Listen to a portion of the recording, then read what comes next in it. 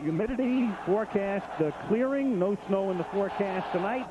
And as usual, as has been the case for 20 years now, a sellout crowd at Mile High Stadium. For the Browns, Brian Wagner will be kicking off, the Broncos to receive. The Broncos have had the Browns number through the years. Cleveland has not won a game in this stadium since 1972. Sammy Winder is back along with Vance Johnson for the Broncos. Alton Montgomery, the rookie, has been running back kicks, but he's hurt. And so Johnson is back there along with Winder. And it's in Vance's direction. He takes it at the 2-yard line and then stumbles. A flag goes down as he goes down at the 19-yard line. So a penalty on the run back. The referee tonight is Dale Hamer.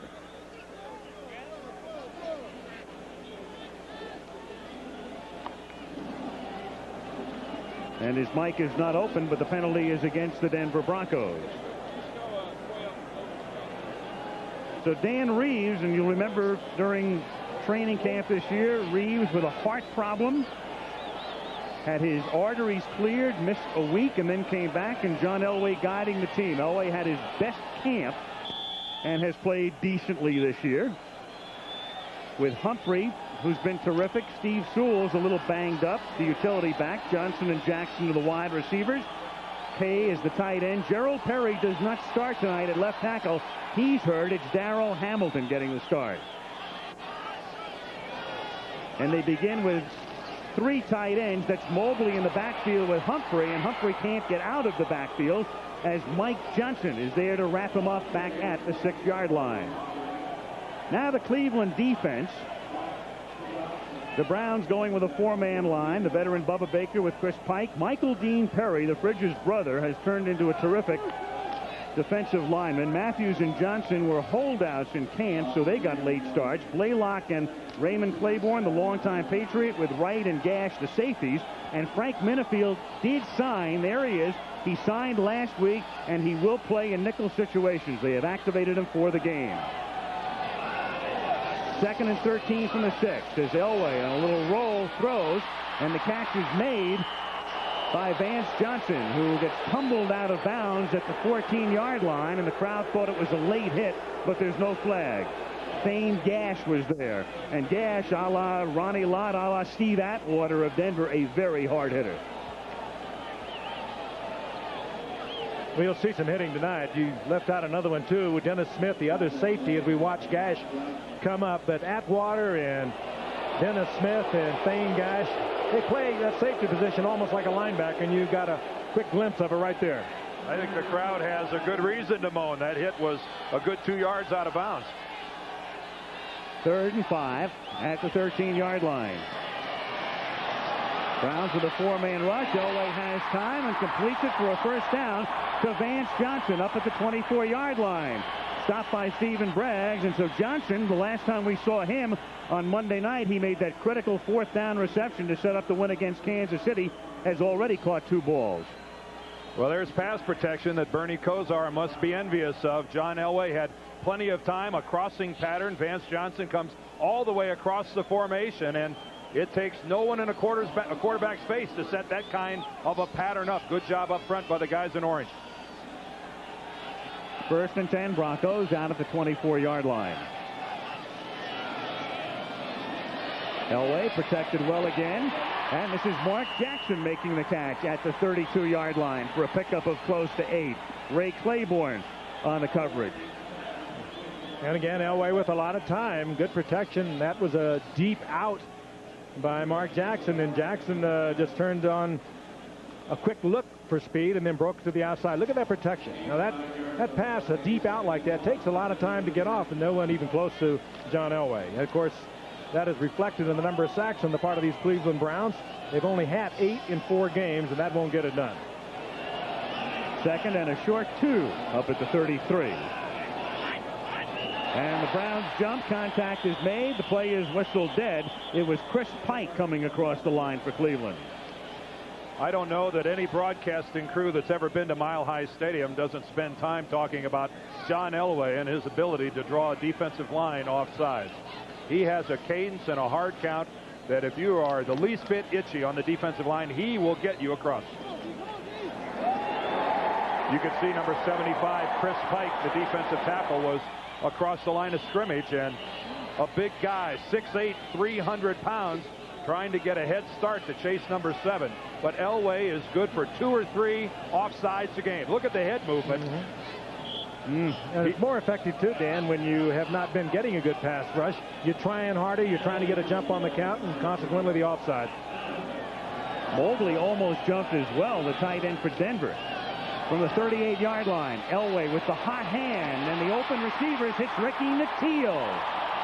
And that's a first down at the Cleveland 46-yard line as Nattiel comes back from surgery. Had a broken kneecap last year, and they didn't know how he would respond this year, but he played well last week at Buffalo and makes the catch here tonight. One of the rare zone defenses you find this Cleveland Brown team in. They like to play man-to-man under Bud Carson. That time they went to the zone, and a good read by Nattiel, a good read by Elway, broke it to the outside, and Elway, doing what he does best, does it on the run. Well, Bud Carson's got to make a decision now, and that's how does he get to John Elway.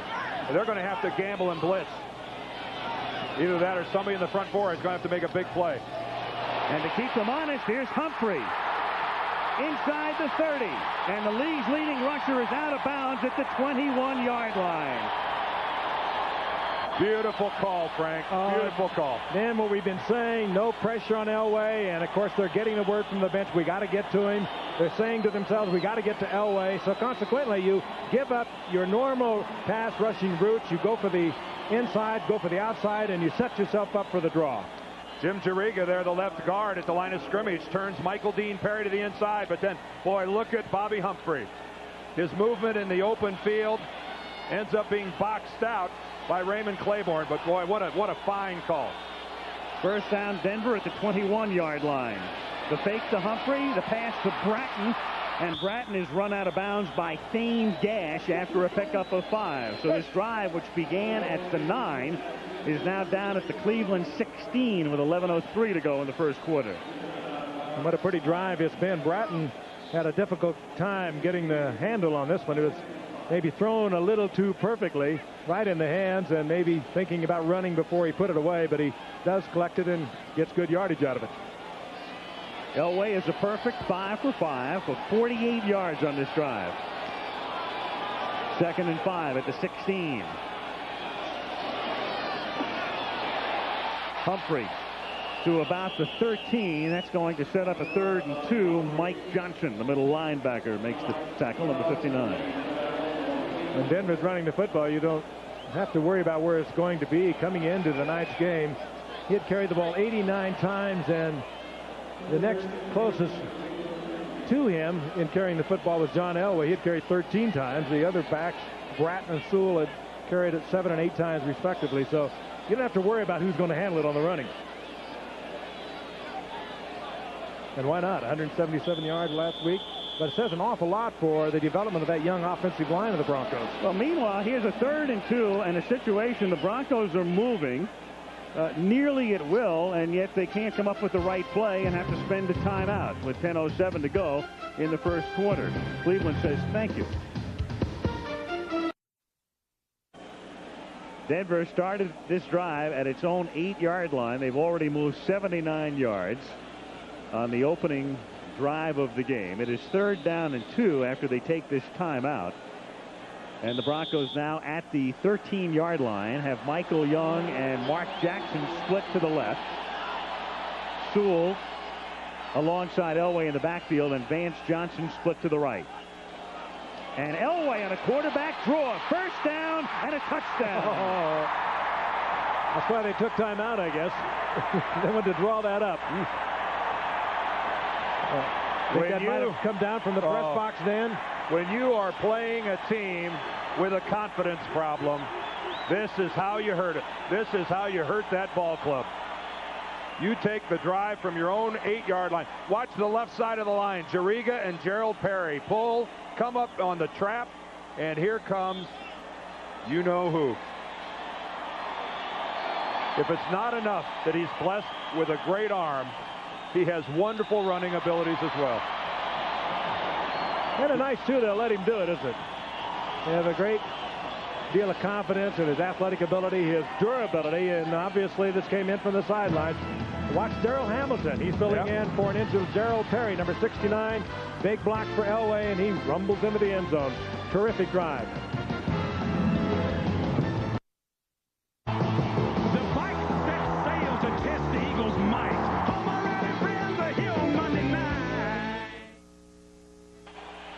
David Treadwell's kick is taken by Metcalf for Cleveland, and from the 10 he brings it back out to the 24-yard line. So the Browns, who just watched the Broncos march 92 yards at will, try to counter with Bernie Kosar, who has spent much of the past 4 weeks on his back. Just one touchdown pass in the first 4 games, and he's been sacked on 14 occasions. Leroy Horde, the rookie out of Michigan, with Kevin Mack, starts in the backfield. Slaughter and Langhorne, the wideouts. The longtime veteran tight end in Newsom. And the offensive line has been the major problem for Cleveland. At the 24-yard line on first down, they begin on the ground, and this is Horde going basically nowhere. He is stopped by 91, Warren Powers.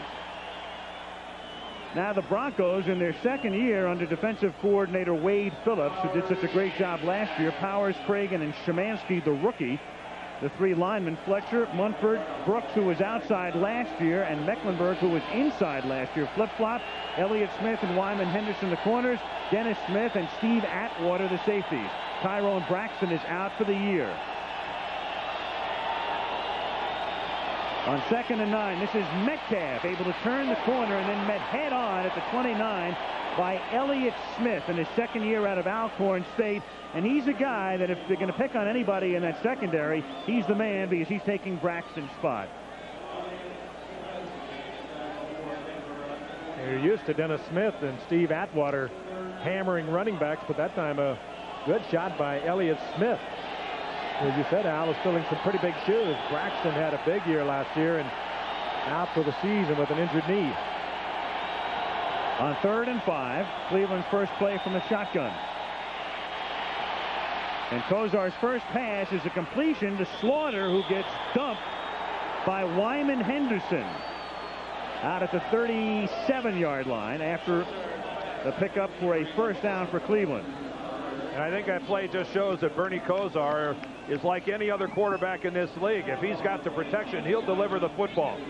A perfectly thrown strike that time to Slaughter, and Bernie Kosar enjoyed, for one of the rare occasions this season, some good pass protection.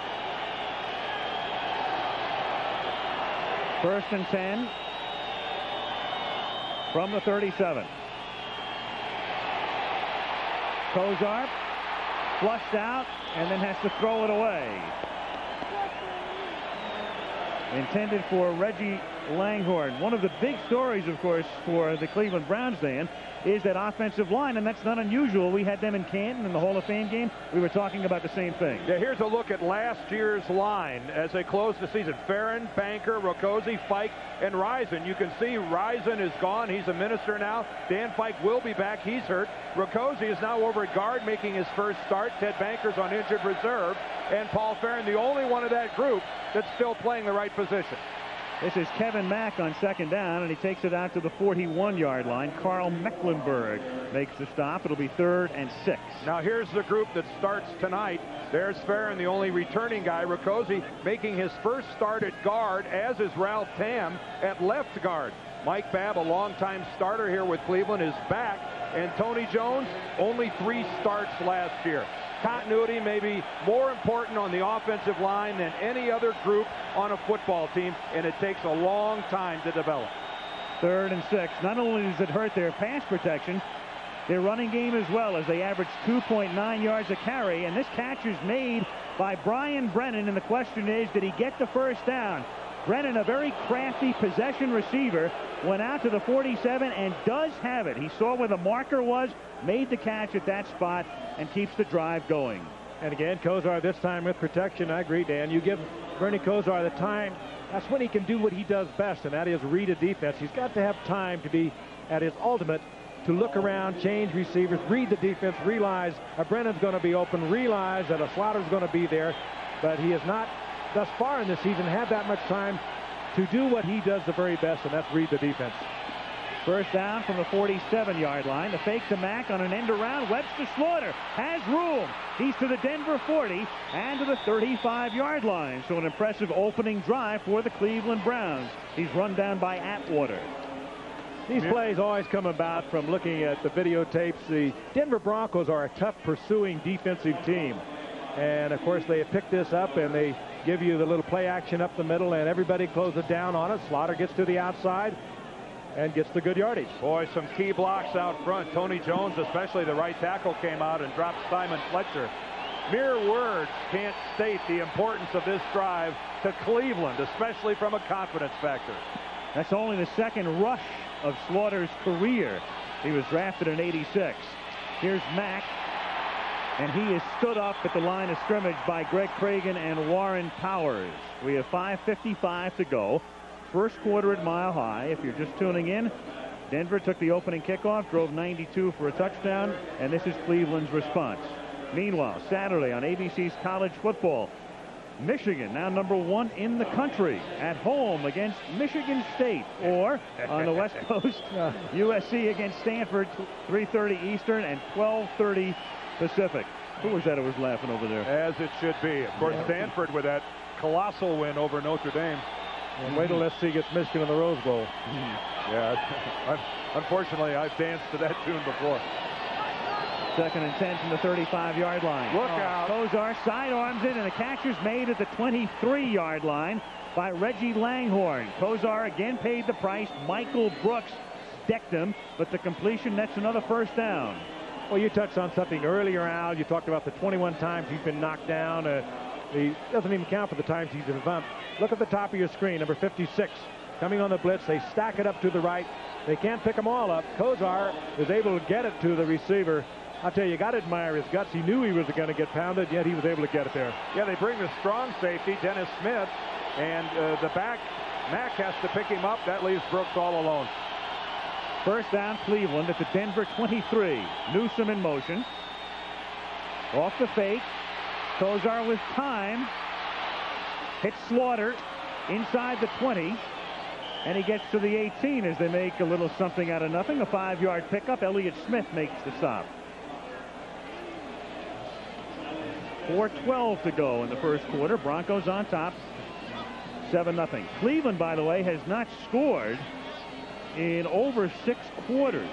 Shut out last week and shut out in the second half against San Diego at home 2 weeks ago.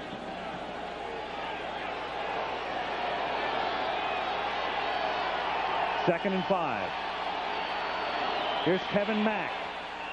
And he plows forward to the 15. It's going to be 3rd and 2. Mark Munford, the inside linebacker, makes the tackle.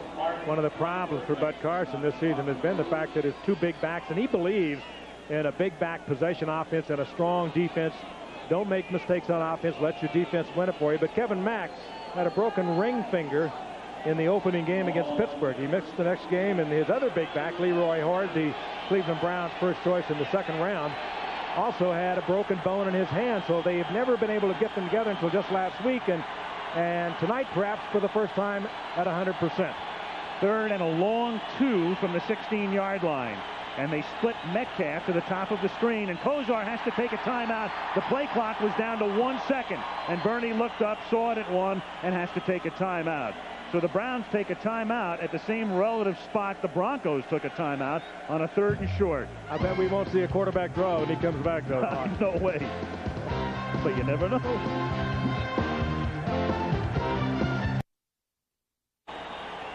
This drive started at the Cleveland 24-yard line. The Browns, though, have not been able to cash in this season. On only 5 of 13 drives when they've gotten inside the opponent's 40 have they scored.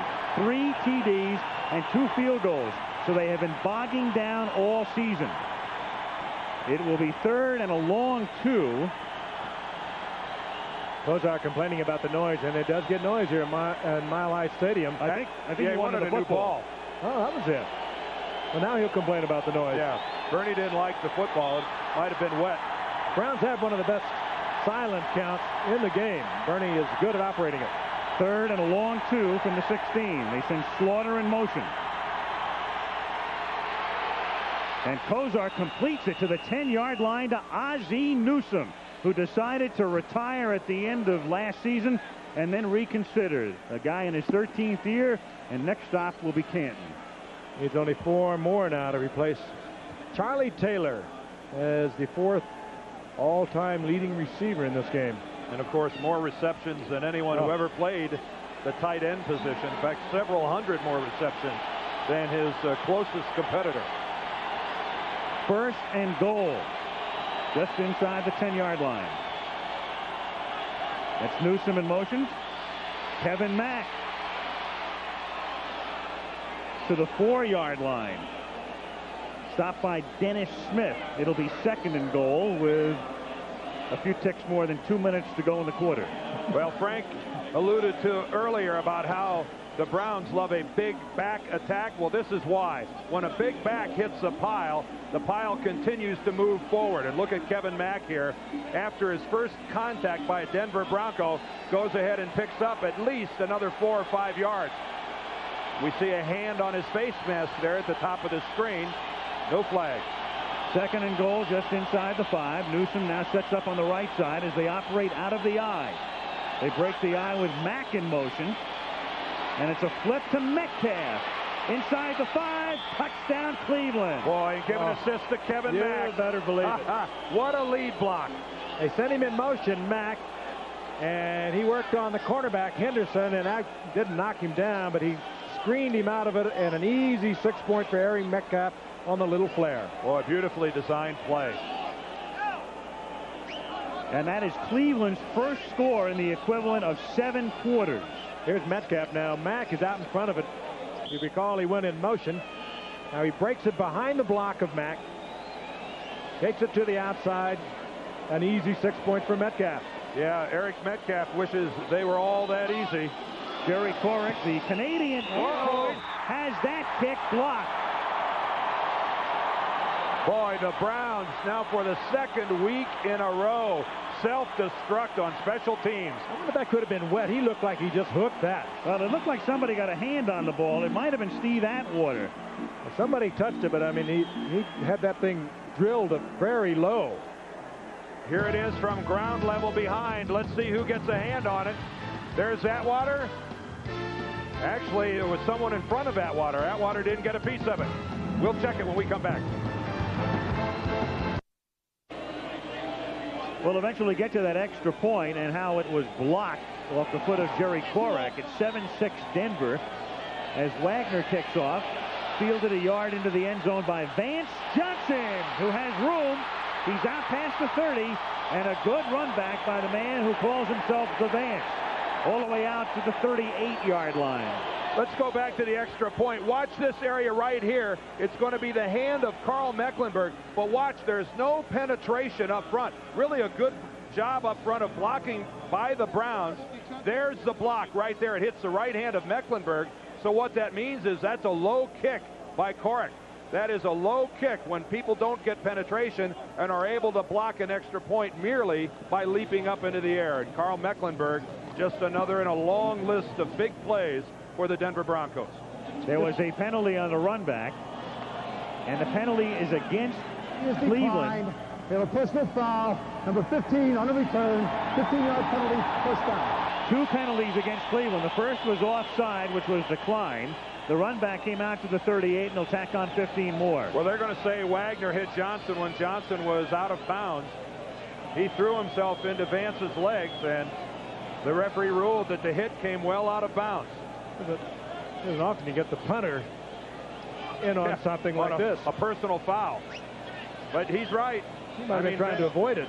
Vance Johnson was well out of bounds. The play was over, and Wagner threw himself into his legs.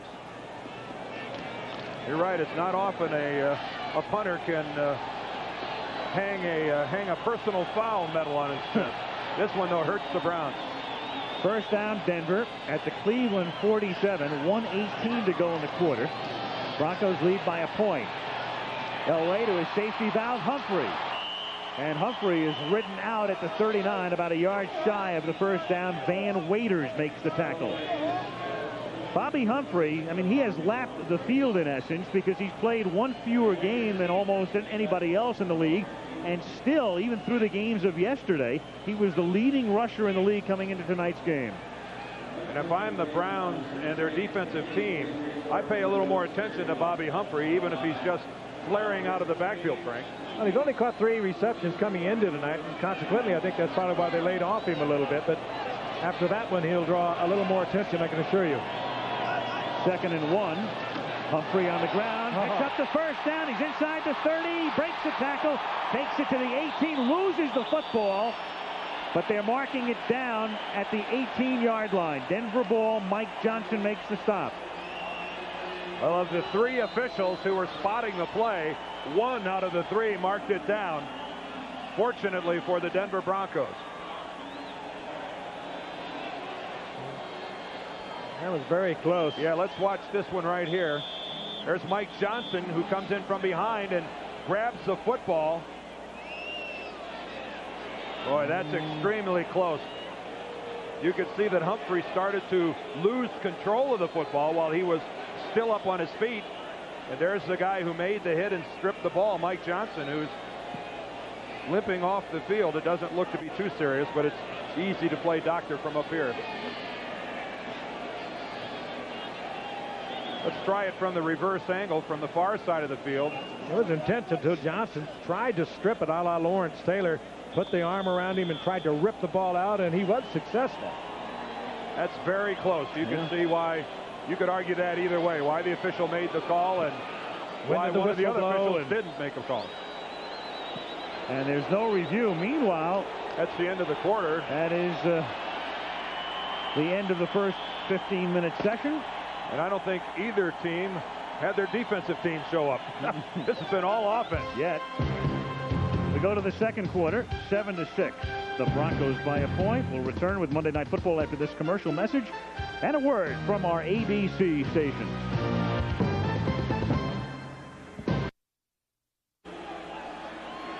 Start the second quarter. Al Michaels, Frank Gifford, and Dan Dierdorf in Denver. Broncos have it 1st and 10 at the Cleveland 19. Denver leads 7-6. Mark Jackson in motion. And here's Bobby Humphrey only picking up 1. He is stopped by Van Waiters. And we've got a skirmish. Bane Gash, one of the guys right in there. He appeared to throw a pretty nice right uppercut, and now we've got another one. Keith Karts, Chris Pike. Well, you just don't grab a guy's face mask. That's looked like Karts had Chris Pike by the face mask. And I don't see any yellows on the ground. Yeah. If you do, it's one of those offsetting jobs anyway. Well, I don't see anything. This looked like a freebie for the players.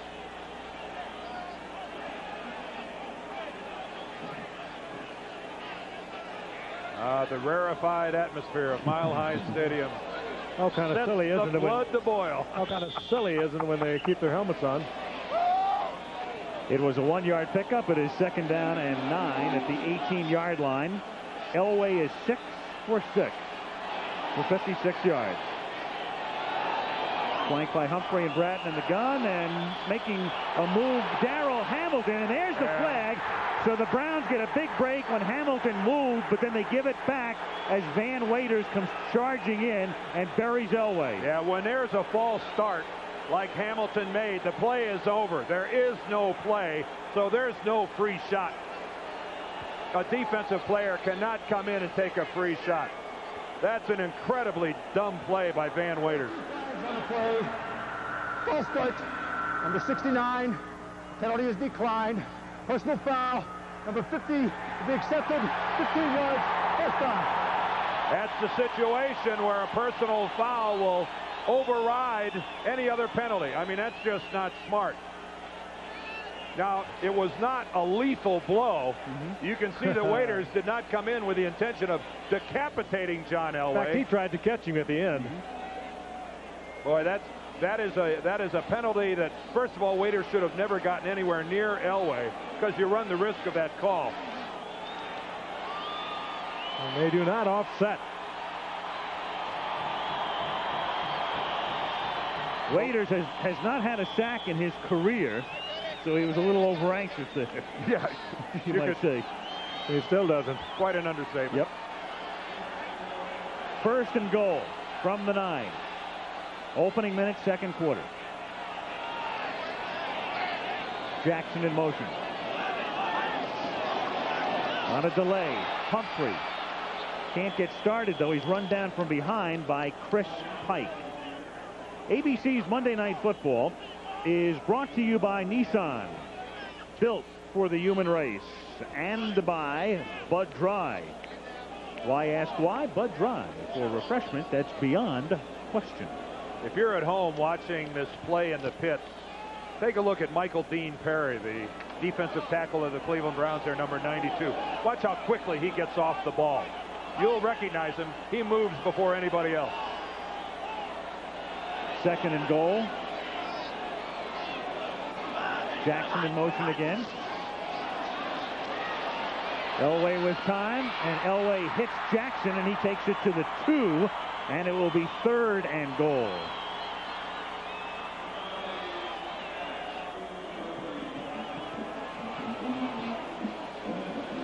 Good pressure on Elway. Here's Jackson. Looks to the outside, now breaks it back, finds a little opening, and then dives forward for a couple of yards. That's one of the problems when you play man-to-man, having to follow a guy all over the field. Let's watch Michael Dean working against Jim Jariga. Well, Jariga's doing a pretty nice job of grabbing him. In fact, he tried to grab him around the ankle and missed. It is third and goal. The umpire is signaling for time, which normally means a review. Well, they might be trying to determine whether or not it was a catch. The ball was awful low to the ground. Jack Fetty is the replay official. Umpire tonight is Al Conway, and that's Jack in the middle. Why do I think Kenny Wolf, our producer, is going to give us another look? Clock to 20 seconds. 20 seconds. Well, now they're moving the clock up. Jackson again breaking back. No problem with the catch. Yeah. Put it right into the chest and then squeezed out the extra couple of yards.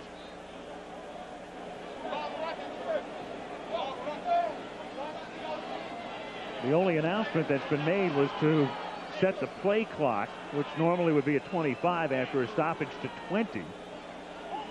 Meanwhile, Elway is going to take advantage of this to go over to the bench. And third down. And they did review the play. The play stands. And now here we go on third and goal. Third and goal from the 2. Michael Dean, what a player.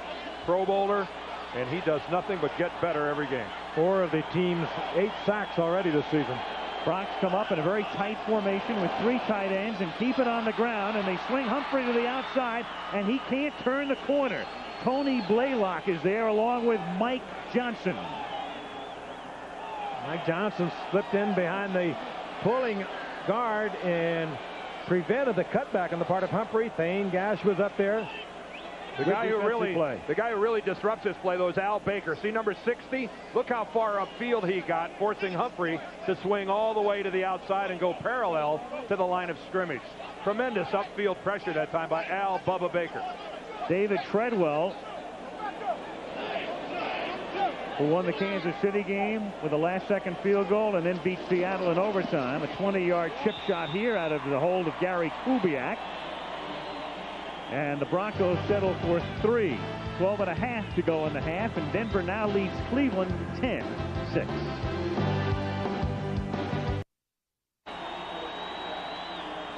Denver on top, 10-6 as the Broncos kick off. Treadwell puts it in the air. Metcalf from the goal line.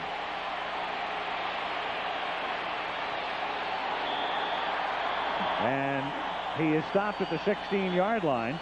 Well, we mentioned at the top, it's a big game for Denver, but a very critical game tonight for the Cleveland Browns. I think their whole season's going to turn on how they look, at least tonight. A misconversion, you factor that in throughout the entire game, but it was a good drive for him. I think this drive perhaps is almost as important as the one they had the first possession. Yeah, and we'll get another look at the most scrutinized unit involving the Cleveland Browns, their offensive line, who performed very well in the first quarter. They gave Bernie everything he needed.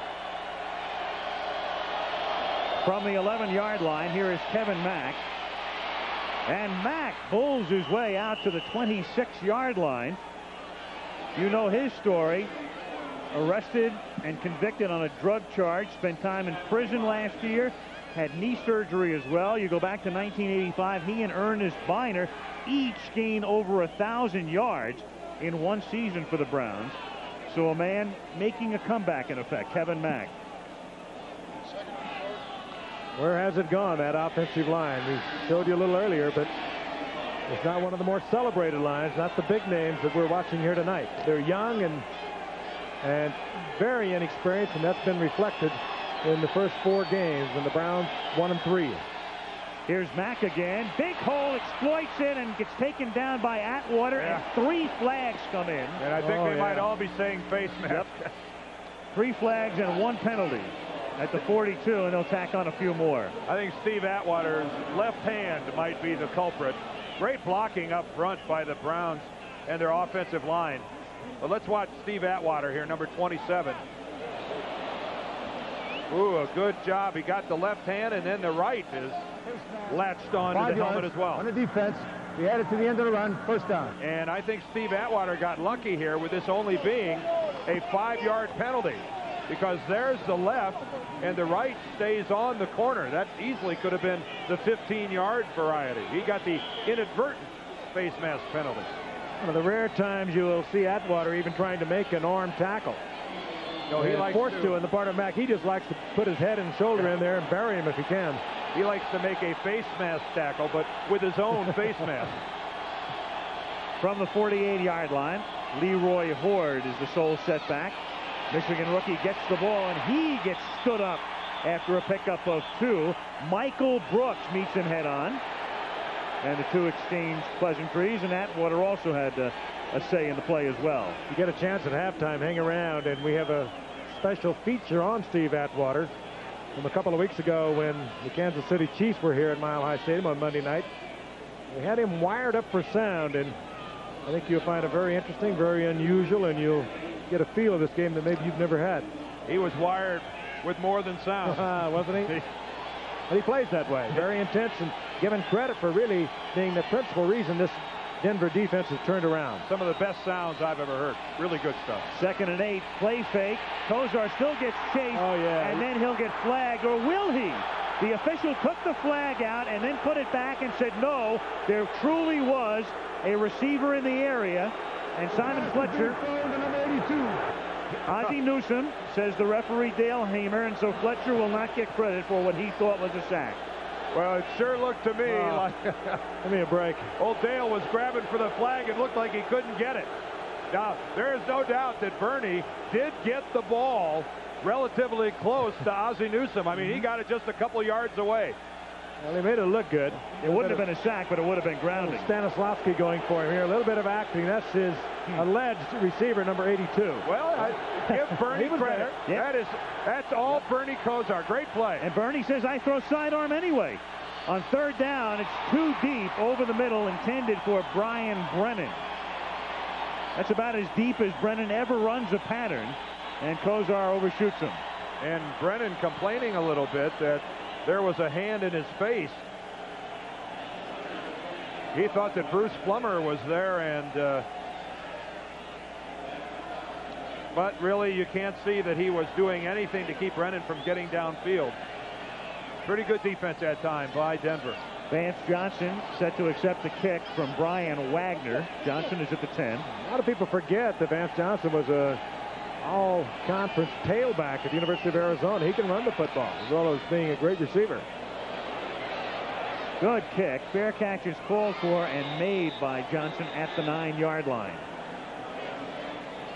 And Elway and the Broncos will take over there after a 42-yard boot. 9:50 remaining in the first half. Broncos by 4. We'd like to give you an idea of the company that Bobby Humphrey is keeping. Those men all gained at least 1,600 yards rushing in their first 20 games. In other words, at the outset of their career, they averaged better than 80 yards per game, and some pretty good names up there. Brown and that's Campbell, pretty classy company, isn't Dickerson, it? Yep. So Again, quite a tribute to the turnaround of this offensive line for Denver. They begin this drive at the 9. Broncos have already had a 92-yard drive tonight. They lead by 4. And here's Humphrey. And Humphrey fumbles. It's a live ball at the 5-yard line. Oh, boy. The Browns had a great shot at it, and Denver got it back. At the 5-yard line, it's Keith Karch at the bottom of the pile. The center, number 72. So he starts the play and ends it. What a break that could have been for the Cleveland Browns. As you'll often see, it's the second effort that a back makes that more times than not ends up being the fumble. You'll see it all the time. A back just tries to make something happen. That was the case there. Humphrey loses the ball. That's Thane Gash. He had a great shot at it. Yep. There it is, loose. Hits it with his knee. Scramble is on. Karch gets it. 2nd and 15 from the 5. Elway throws out of the end zone, and that's an incomplete pass at Humphrey's feet. It'll be 3rd down and 15. 8:56 remaining in the first half, and that's Elway's first incompletion of the game.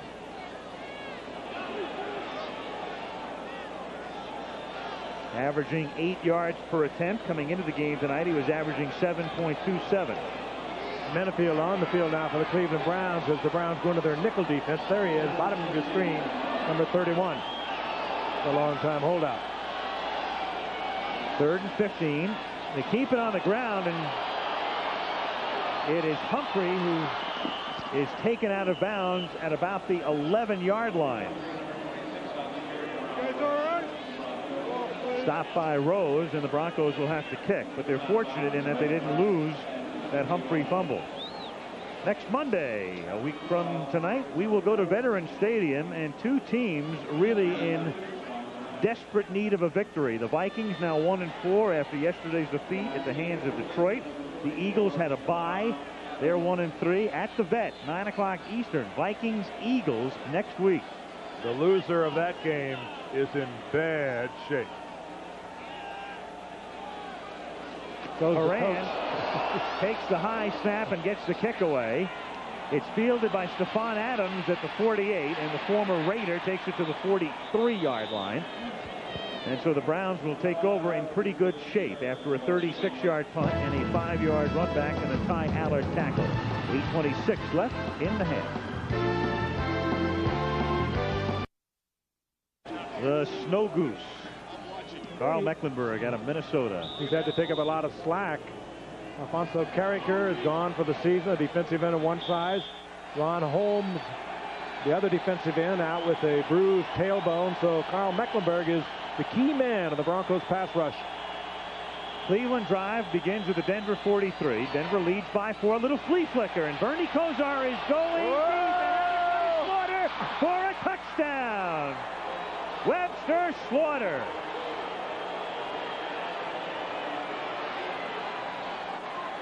'43-yard touchdown, and Bud Carson's team is out in front. And you can't say anything about Denver being in the wrong coverage. I mean, Webster Slaughter just splits two Denver defensive backs. Steve Atwater, one of the guys there. What a beautifully thrown pass by Kosar, right in stride. Beats Atwater, beats Elliott Smith. Boy, that play beautifully designed and executed. Jerry Corrick for the point after this time, and this time it is perfect. After he'd had the other one blocked, and Cleveland is up by 3. The two Denver safeties, Atwater and Dennis Smith, have a reputation for climbing all over a running play. They fake the run to Metcalf, the toss back to Kosar, and that's what they practiced all week. Offensive coordinator for the Browns, Jim Schaffner, has to be a little happier than he's been in a couple of weeks. His team is up by 3, and the kickoff is taken by Sammy Winder and downed in the end zone. So Wagner's boot pins Denver at its 20. Jim Schaffner was in such bad shape, the only guy he could call was Joe Walton. It's about the only phone call that those two could commiserate with each other. Not a bad drive, huh? Yeah. Offensive coordinators don't hang around here too long, do they? Boy, they really chewed up the clock with that one. 7 seconds. Well, as we said, the Browns had gone the equivalent of 7 quarters without scoring a point. And they've been into the end zone twice tonight. Meanwhile, the Broncos have given up a lead in every game this season. They've been in the end zone twice on 2 beautifully executed pass plays. Elway on first down off the fake to Humphrey, hits Mark Jackson, and he had enough with progress for a first down up at the 33-yard line. He's wrapped back by Blaylock and Matthews. John Elway, a long and distinguished career. We asked him to reflect back on his first game.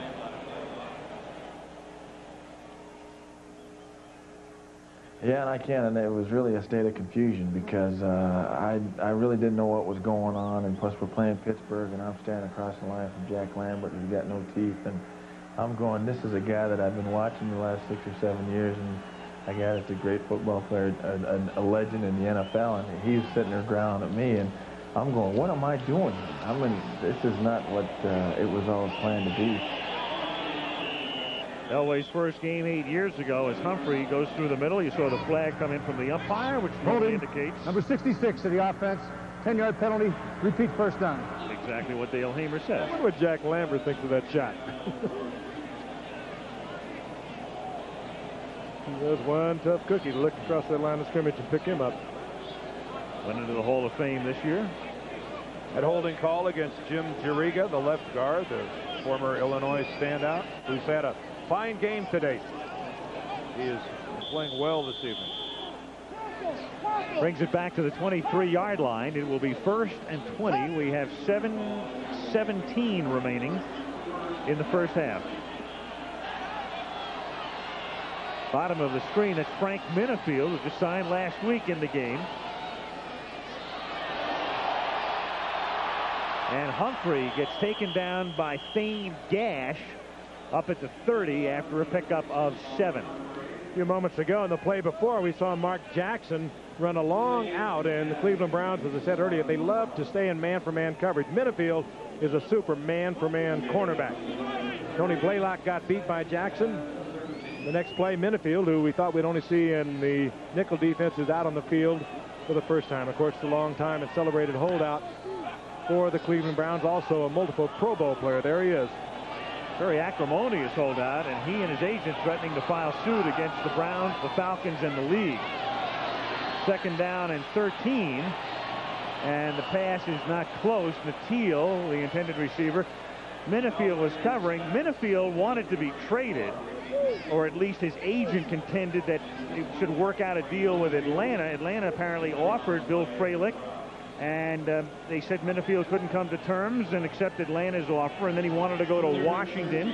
Washington supposedly offered Jim Jacoby. Cleveland said, we want Lachey, and the Skins said no, and here's Frank winding up back in the same uniform. Well, supposedly Atlanta offered Frank Minifield an $850,000 contract, and he ends up signing a $700,000 contract with Cleveland, and of course that's minus 4 game checks. As we say, it's a threatened suit. Nothing's been filed yet. 3rd and 13.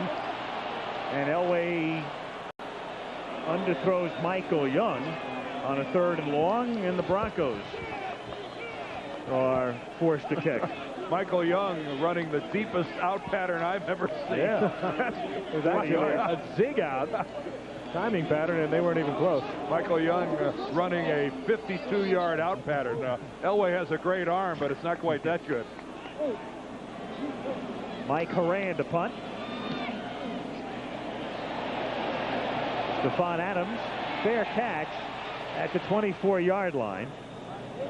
Cleveland will take possession there with 6:05 remaining in the first half. Further to the Minifield story, there has been now a threat of a lawsuit against the Cleveland Browns and the NFL, with Minifield being represented by a former Baltimore Colt, Stan White.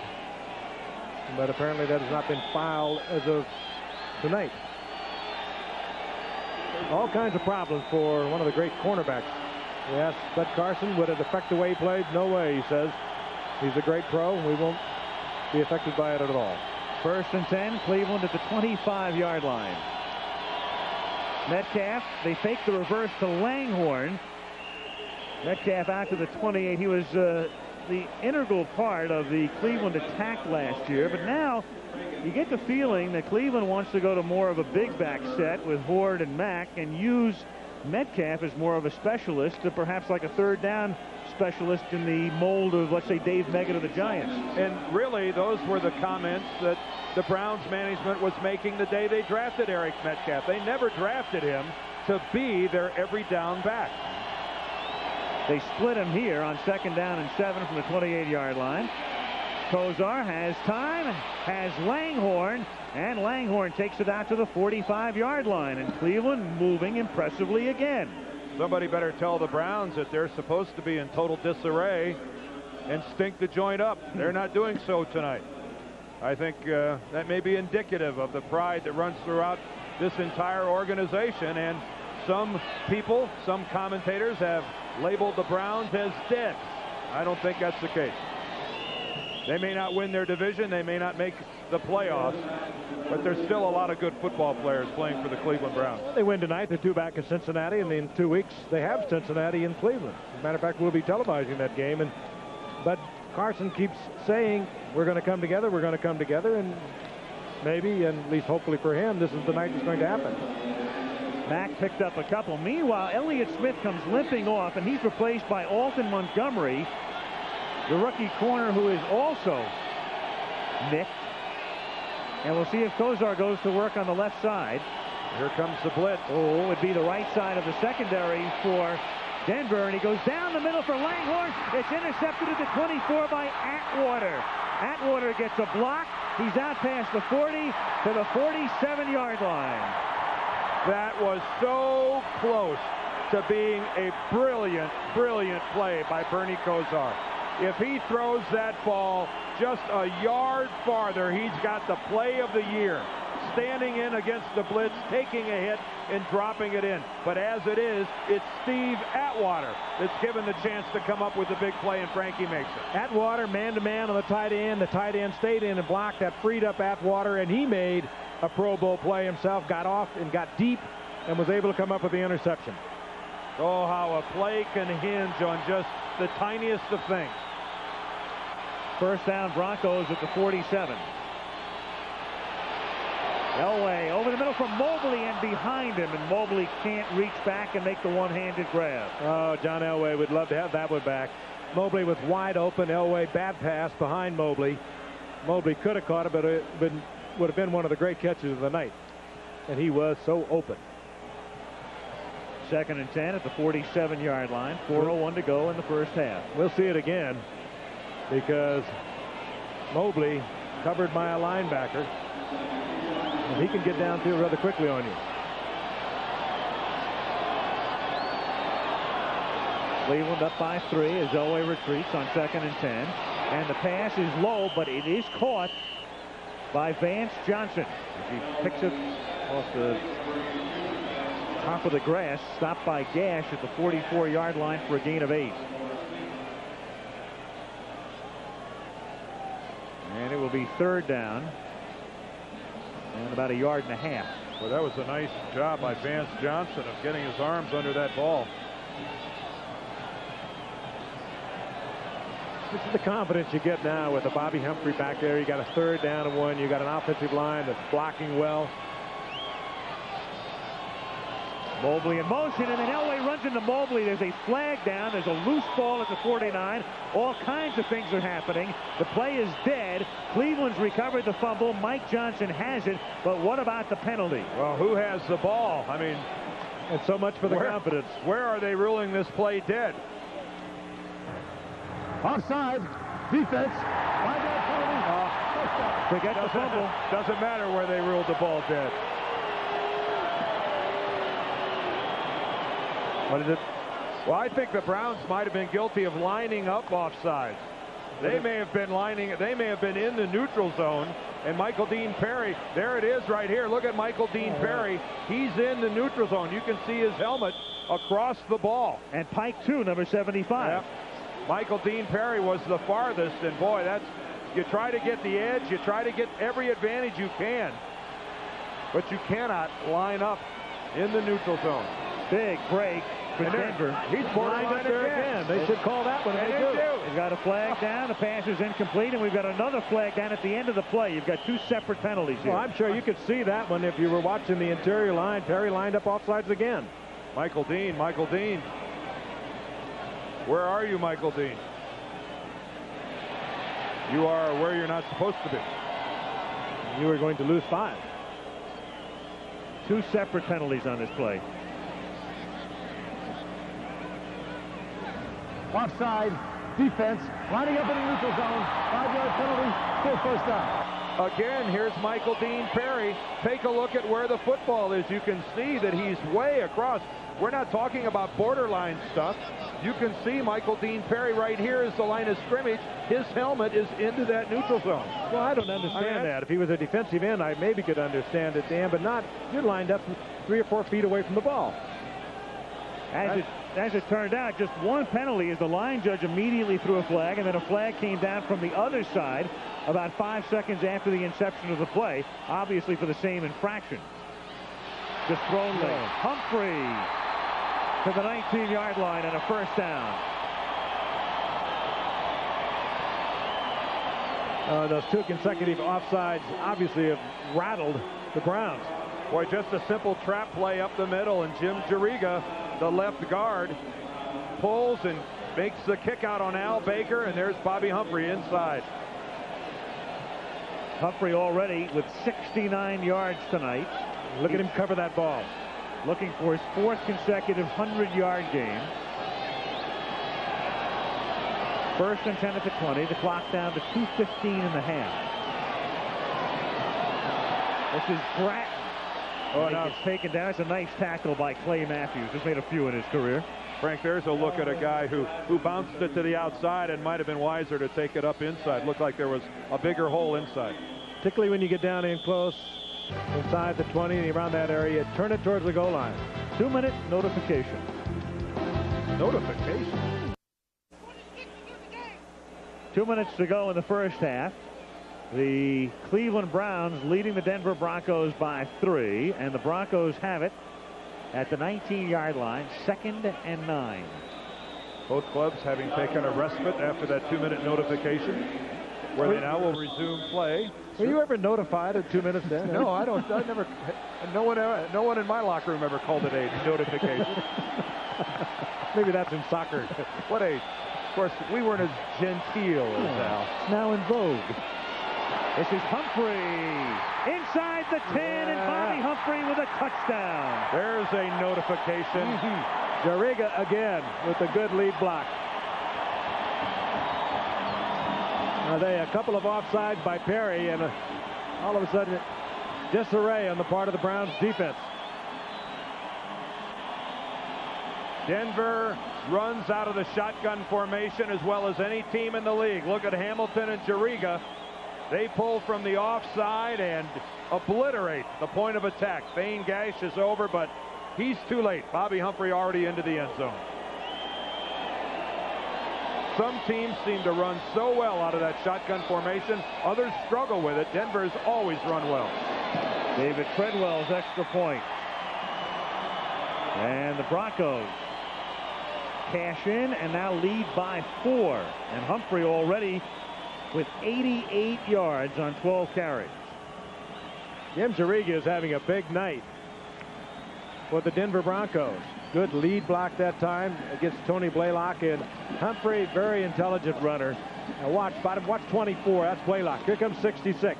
Jariga kicks him out and gets a good block on the part of Hamilton. Turns it into the end zone. That's just good work. Sure was an absence of white jerseys on that side of the field. You know, it just seemed to follow the 2 offside penalties on the part of Perry. All of a sudden there was a bit of a collapse on the part of the defensive unit. Halftime, we mentioned before that Steve Atwater clip we have is pretty special. Stick around. Man on a mission. If you've ever thought in your wildest dream you wanted to carry the football in the NFL, hang around and watch this. That last part, is that Al Franken and Dan? I mean, is that what that... I thought you were going to complain about the billing. Saturday Night Live skit, yeah. Al Franken, Dan. Metcalf from the 8. Slides to a stop at the 16-yard line. Each team with 2 timeouts remaining. Here's a reminder, tomorrow night, Roseanne's got a new job at the mall. And Dan, not Deerdorf, gets mauled trying to run things at home. Then, a new basketball coach hits town, and Hayden can't believe what's happening. An hour of comedy with Roseanne and Coach tomorrow night on ABC. Roseanne's serious about that National Enquirer. She's after it, baby. Yeah, and I wouldn't want her after me. And I'm not big enough to wear John Goodman's clothes. Excuse me? You used to be. John Goodman. I'm not big enough for that part. Flags are down as there was a lot of movement, mainly from Tony Jones. I believe he was the instigator, the Cleveland tackle. Mr. T. Jones. He's an instigator now, huh? Mm-hmm. You're into the big words tonight, aren't you? 4 syllables. Huge.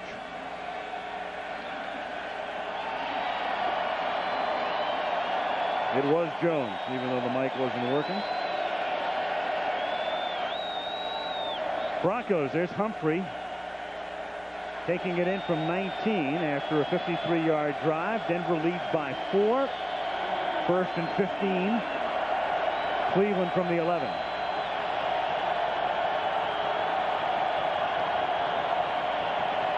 Metcalf can't get started. Warren Powers, second year out of Maryland, makes the tackle. He's the guy replacing Alfonso Carricker. Second-round draft pick last year. He's really come on, and both of these ends of the Denver Broncos credit a lot of their success to defensive line coach Earl Leggett, former Bears great, and he's done a good job with them. Meanwhile, Denver takes the timeout here because you got a 3rd and 17.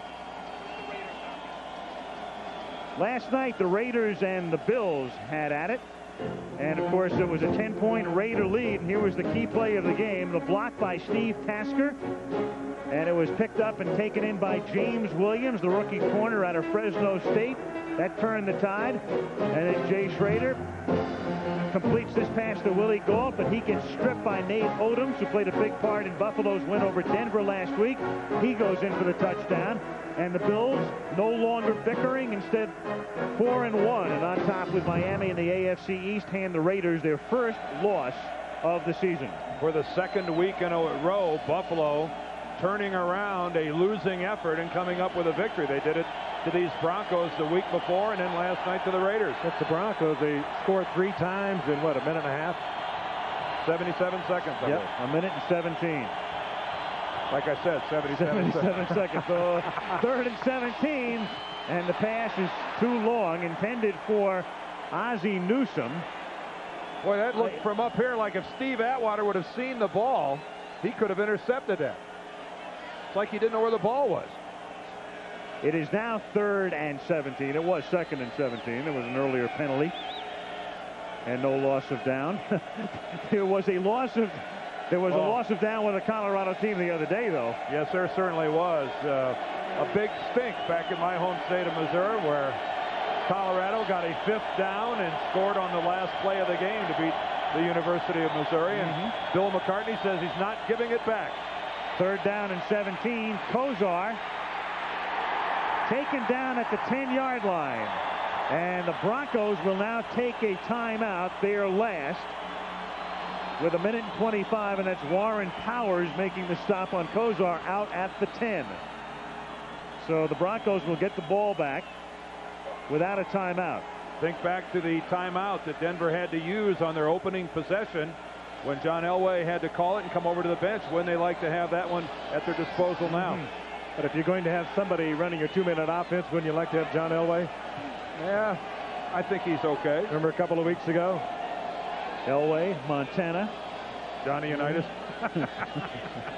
Otto Graham. Milt Plum. Charlie Connolly. Vance Johnson is back to receive the punt. Carl Sweetan. Yeah, right. Pisarcik, was that it? This guy's not bad either. Here, Bernie Kosar. All he wants is to not have jerseys in his face. Unfortunately, the jerseys in his face more often than not have been his own. They've been his own teammates, and sometimes his offensive line has been passing him. But they have played well tonight. Bruised knee, both elbows bruised up. Ralph Tam to snap it.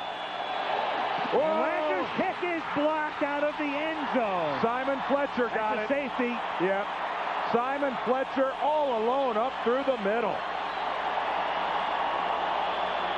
Well, Denver has had it happen to them, and the Cleveland Browns, I don't know what Bud Carson's going to do. A couple of them last week blocked and returned for touchdowns. Now he's got one block. It's a safety, and I think he said he's never felt that kind of a feeling before. It's never happened to him before. Well, he wins the consolation prize because each time it happened last week, it cost him 7, and this time it's only a deuce. Unbelievable. Watch off to the left. Simon Brown is going to come from the left side. Here he comes in. Simon Fletcher, rather, not Simon Brown. I've been doing boxing too long. There is Simon Fletcher. You can't allow that kind of a crease on your punt protection. That's extraordinary that Cleveland is having this much trouble. And the rule is you've got to block down on the man. Watch Fletcher come in from this side over here. When you get penetration up the middle like that, you're going to have it blocked. They doubled up out there, but you've got to come down on that man. The furthest man out has the toughest time getting to the ball, and the inside man, of course, has the shorter route. You've got to block down on him. Protecting your punter, Frank, is not that difficult.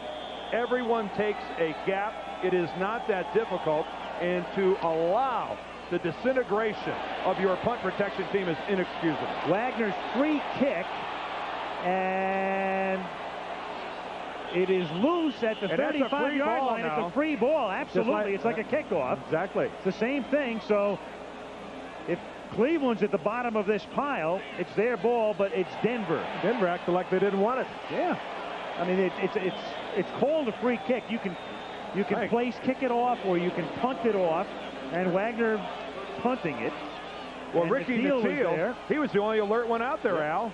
Exactly. This is not like a regular punt, which you could let bounce and have down by the punting team. Vance Johnson didn't exactly kill himself going after that ball. Vance a little nonchalant.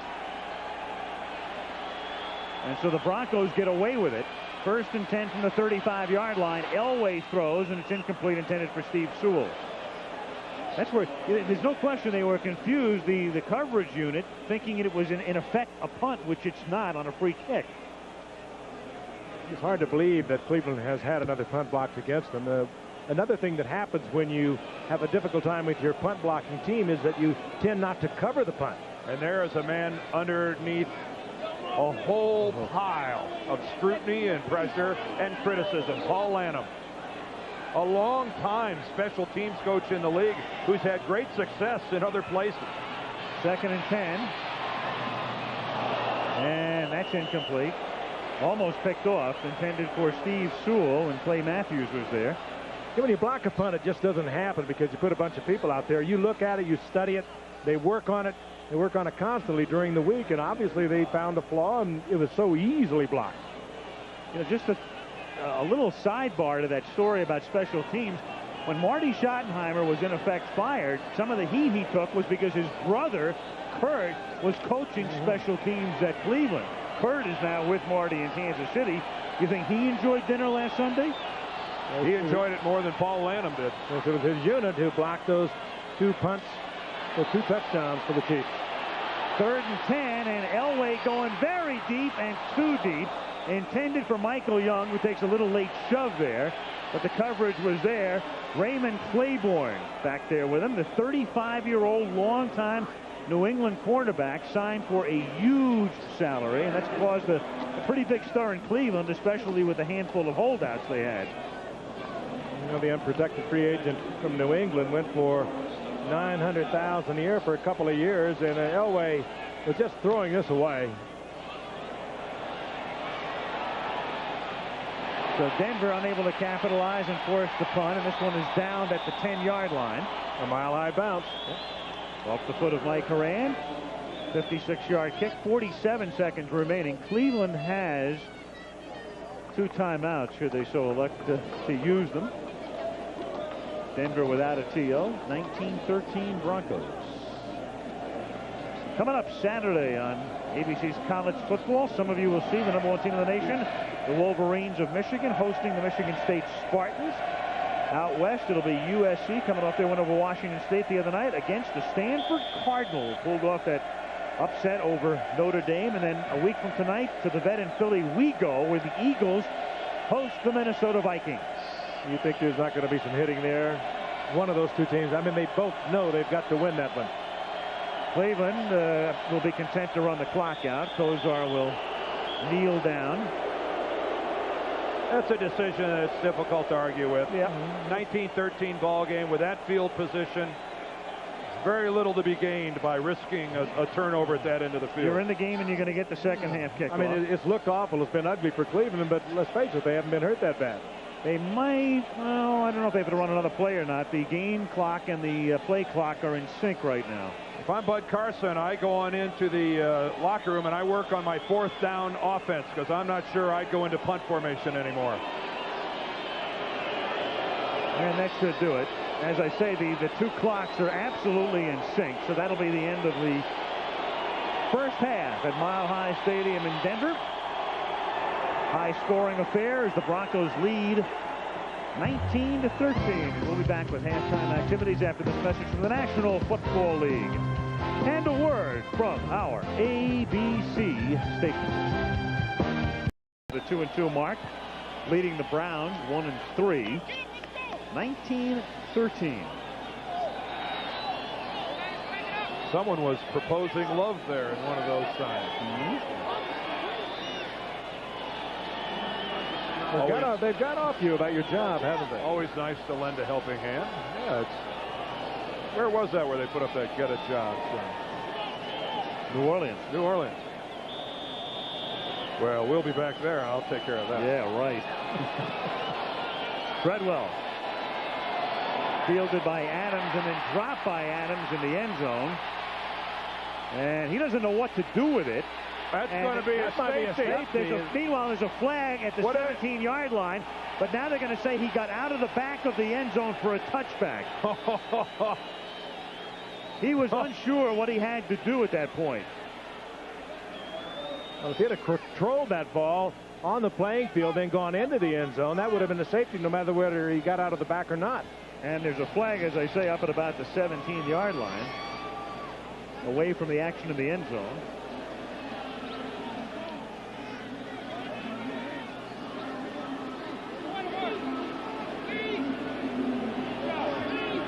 Let's take a look. Did he have control of it here? No, he never did. It's loose. It's bobbling around. So all you have to do is get it and take a knee, which he thought about doing. And you know, that is really a difficult call for the official. I'm not sure what the flag is. Yeah, we should have Atwater's microphone on Dale Hamer. Really.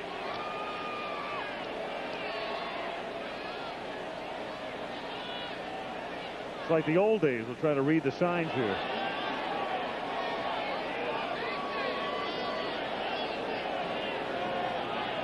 Originally, there was a touchback signal. Now the ball is being moved back to the 10.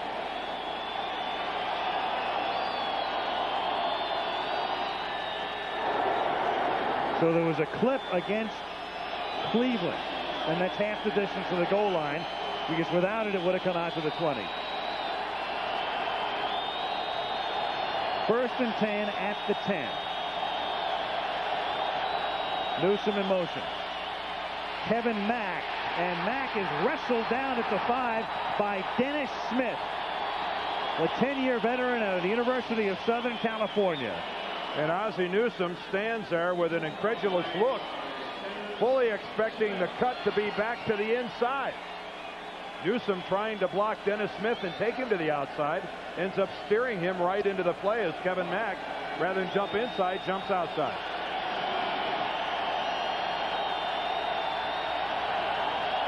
Second and 14 from the 6. Kozar has it batted, and was it kicked off? No, incomplete. Hit the ground. Greg Cragen was there along with Ralph Tam, and Cragen came very close to intercepting it. And somehow Rakosi got up with the ball.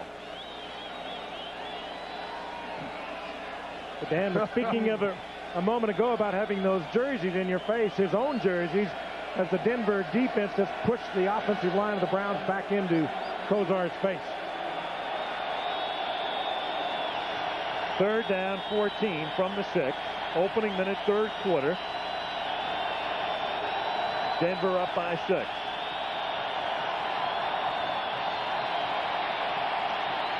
Kozar, and that one batted down at the line of scrimmage by Warren Powers, 91. Well, you can't blame the Browns offensive line for this. I mean, Denver got very little penetration there, and you've got a big quarterback in Bernie Kozar. Again, though, a guy who throws sidearm. Even at 6'5", it's a low delivery from Kozar because he throws it sidearm. And that's a situation where it was tremendous pass protection. The guy who blocked it was 4 yards away. Meanwhile, I think Bud Carson's afraid to look. He has reason to be. As Cleveland tries to punt again, a low snap. Great play by Wagner to pick it up, and then a bad kick, and it's out of bounds at about the 36-yard line. Ralph Tam with the one-hop snap. I mean, you'll blame Wagner, but it's hard to blame him because he has had terrible things happen to him trying to punt over the last 2 games, and consequently, he just snapped one off the side of his foot trying to get it off quickly. Now, there's Ralph Tam, and one of the things the Cleveland people tell you is that his snapping deteriorates the more he plays on an every down basis. Ben Jefferson was normally the starter at left guard.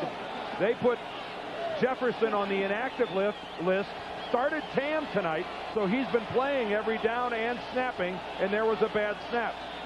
1st down, Denver, 35-yard line. Humphrey, and for one of the rare times tonight and this season, he is stopped back of the line of scrimmage.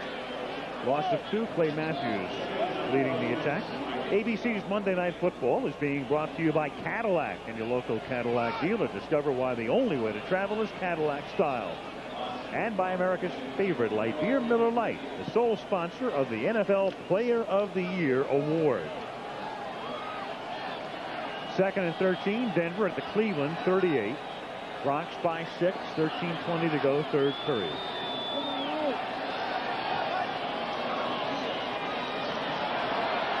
Elway is under pressure. His receiver, Mark Jackson, fell down. He was covered by Claiborne. It'll be 3rd and 13. Robert Banks and Van Waters causing a hasty release. People going in all directions here in the Denver backfield. Look at this. You see Humphrey going to the one side, Waddell going out to the other side, and John Elway paying the price for what looked like a disorganized play. 3rd and 13.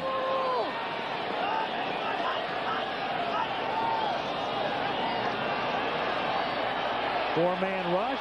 Elway deep. Elway has it picked off by Felix Wright, who had 9 interceptions last year, and a good run back all the way out to the 36, which was the original line of scrimmage for the Denver Broncos. Elway trying to hit Johnson, and Wright with the interception.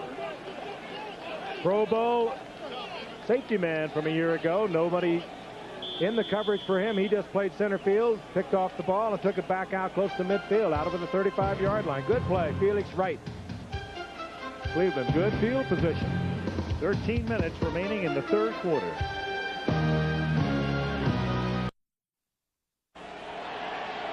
Following the Felix Wright interception, Cleveland has the ball at the 36-yard line. They trail by 6.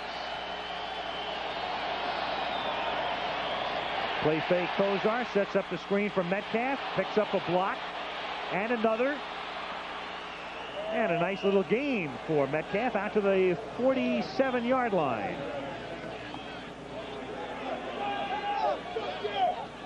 One way to deal with Carl Mecklenburg, who's all over the football field, is to go right at him. This time they have a little one-man screen. Good block on Mecklenburg. Now Metcalf wants to bring it back inside, but he sees there's nothing happening, and you saw the quick acceleration, and he gets the 1st down yardage. They're very close to it. Now they say he does. The key block there was by Ralph Tam, the guy who made the bad snap on the punt. Redeeming himself. First and 10 Browns at the 47.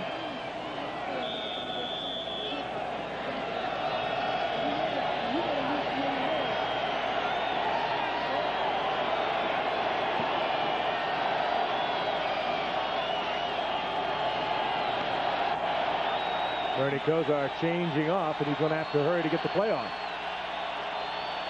Mack into Denver territory. Smith comes up to help out on the tackle at the 45 after a gain of 8. And a good switch by Bernie Kosar, reading something that he obviously had picked up during the week when they work on the tapes and get the frequencies and the tendencies of the defense. The key to it is being able to read it. Nobody does that better than Bernie Kosar. Second and 2 at the 45-yard line. Metcalf in motion. Metcalf takes the pass.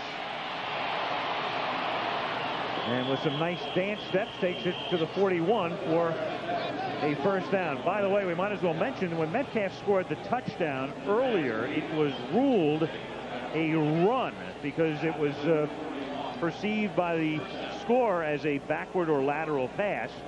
And so instead of it being a reception for a 5-yard touchdown, he's credited, at least for the moment, with a 5-yard run. Now we got the big backs in for Cleveland. That's, of course, Kevin Mack and Leroy Horde. Horde is the tailback on first down from the 41-yard line.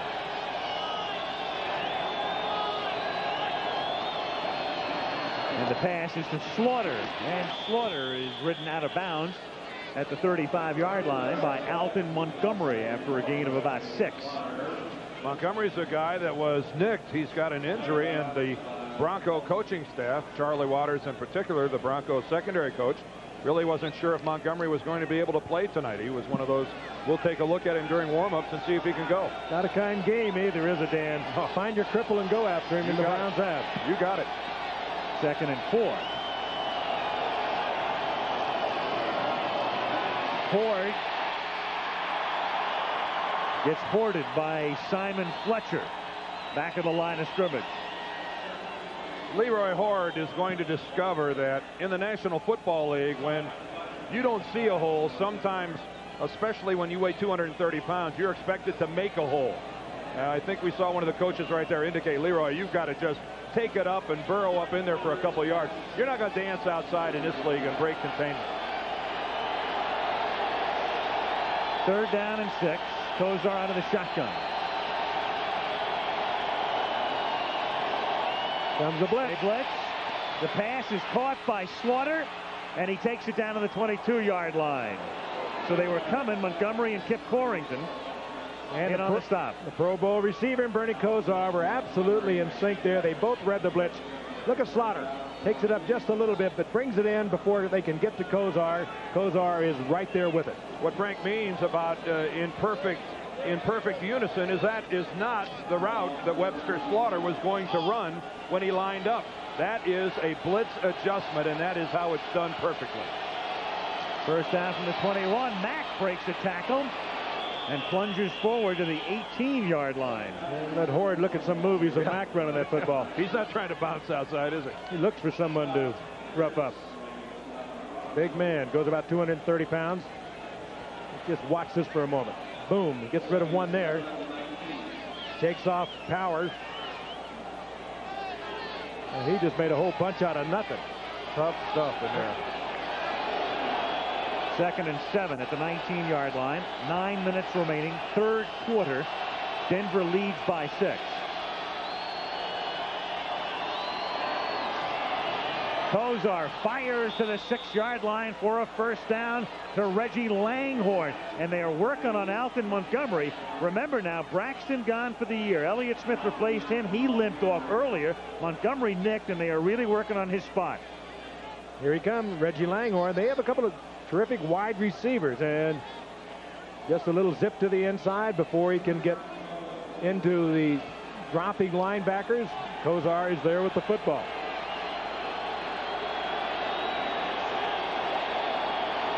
First and goal.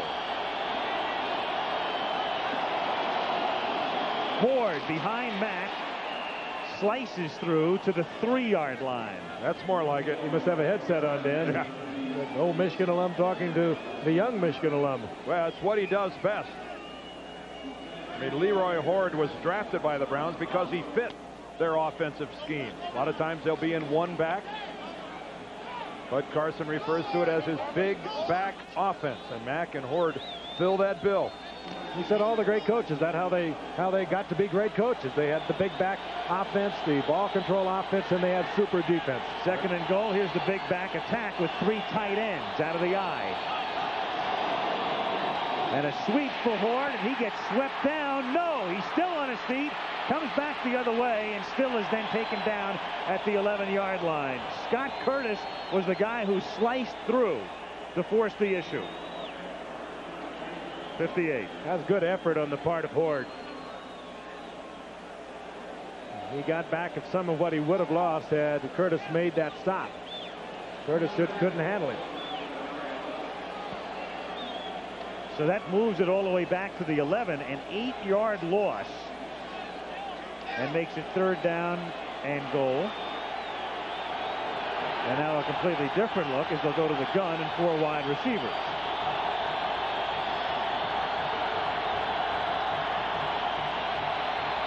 Kozar steps up after pump faking, hits Mack, and Mack is in for the touchdown. Kevin Mack barreling through Wyman Henderson and in for the score. And who says Bernie Kosar doesn't have any mobility? And great presence. Great job of staying alive. 4 wide receivers, and he scans the entire field. None of them were there, and all of a sudden he finds the only one open, and he wasn't all that open. Kevin Mack, he zipped it in there. It was a good catch on the part of Mack. Now we have the officials taking a timeout. Yep. And the umpire was the man who called for it, which indicates a look. They want to see if he made it into the end zone. That could be what they're looking at. Oh, I thought he landed either on the goal line or in the end zone. They're not looking for possession on the catch here. That's good. Kozar keeping his presence about him. Atwater was all over Mack. He couldn't have had better position, but Kozar zipped it in. Or did he fumble it? Well, they're going to look at where the knee landed. Yeah, the ball's coming out as he goes down. Let's see if the knee touches first. Henderson with the blow. The knee touches down at about the 1-foot line, but the ball, and if the nose of that Mack ball is on the goal line, he's in. Here we have another look at it from the reverse angle. I mean, it appears that the ball crosses the goal line and the knee touches the ground. Pretty doggone close to simultaneous. I don't think you can reverse that. I don't think Again, you can it has either. to be totally conclusive. And watch the nose of the ball. Is it on the goal line? Well, keep in mind, though, that this camera is not on the goal line. Right. So we're at somewhat of an angle from behind. Can be so deceptive. It looked like the ball wasn't over the goal line. Then when he actually goes down, it looks like it is. Well, you can see the ball is actually starting to come out. But not enough to reverse it, I don't think.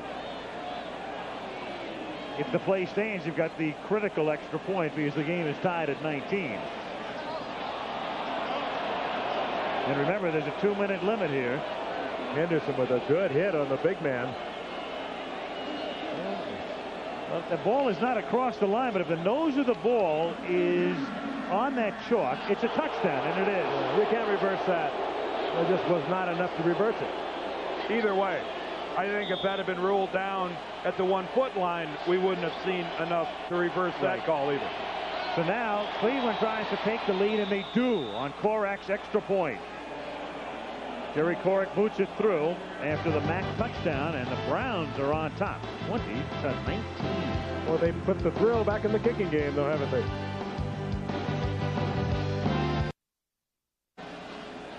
.6:38 remaining, third quarter. Seesaw game at Mile High Stadium.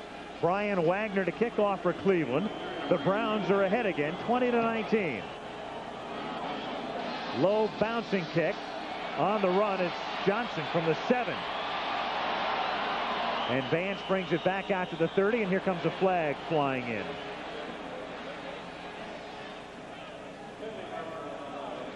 Dale Hamer, assuming his mic is working, will let us know it's shaking.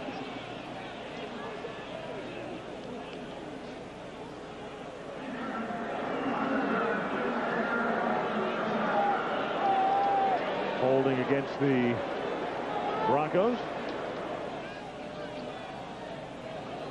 And we'll back them up. And here comes Elway. Well, close games are nothing new for the Broncos. They had a 5-point loss to the Raiders in their opener. They won by a point against Kansas City. They went to overtime against Seattle and lost by a point at Buffalo. And now they're down by a point, and Humphrey picks up 3. He takes it to the 24. I think it's interesting, Al, too, that they led at halftime of every game they played, fallen behind. Well, they have not been what you call your basic second-half team. And Bobby Humphrey grabbed for a hamstring, it looked like. Keep an eye on him. Well, you know, he's favoring it, the left leg. He grabbed what looked like the left hamstring a moment ago. That's not good. 2nd and 7. They send Humphrey into the pattern. We'll get a look at that leg right now, and he appears none the worse for wear as he gets taken down by Minifield just short of a first down. It's going to set up a 3rd and inches, apparently. Boy, after watching him favor it, and quite obvious that that hamstring tweaked him a little bit, I'm surprised to see him run that freely after making that reception. Bobby Humphrey doesn't appear to have anything wrong with his leg at all. He's a key man in the passing game tonight, because obviously Cleveland is aware that coming into tonight he had only caught 3 passes, and they just let him go in the flat, and he's been the receiver on 3 passes and the intended receiver on several others. 3rd and inches, and Elway picks up those inches and about a yard, 2 yards more. How's that for a line search? First down at the 33. One happy spectator looking on tonight, Kristen Lowry, sitting in the stands. There she is with the glasses on. She's here through the efforts of the Make-A-Wish program for children with life-threatening diseases, and tomorrow is her birthday. Let's all wish her happy birthday. She had a great day yesterday, met John Elway.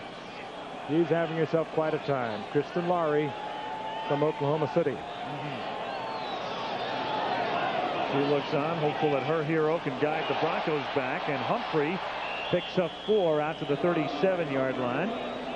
Thane Gash makes the stop. Thane Gash is a guy who's been playing a fine game for the Browns tonight. He's been up on run support all evening, has made some open field tackles. He's been there on pass coverage, and the safety for the Browns has been on the spot where he needed to be all night. Meanwhile, Humphrey now with 92 yards. 100-yard rushing efforts are becoming fewer and fewer, and yet here's Bobby on the verge of going over 100 for the 4th consecutive game. And Johnson was stunned by the pass. And Felix Wright was covering on the play. You know what will happen? John Elway sometimes forgets to take a little bit off of that. And Johnson has great hands, but he didn't have a chance to get him up for that one. Well, he almost wedged that ball between his face mask. Watch the Vance break to the outside. Ooh, clang. And he almost went back and caught it. Excellent presence of mind there by Vance Johnson. He almost caught the ball twice. 3rd and 6 at the 37-yard line.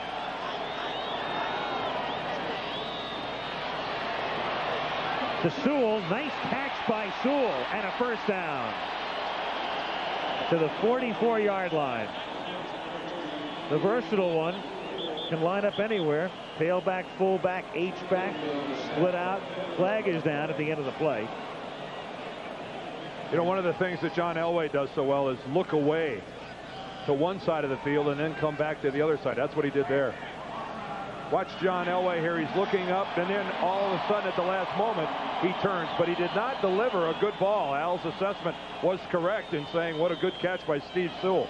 Flag is for offside. Cleveland decline. They take the play. Nets them a first down to the 45.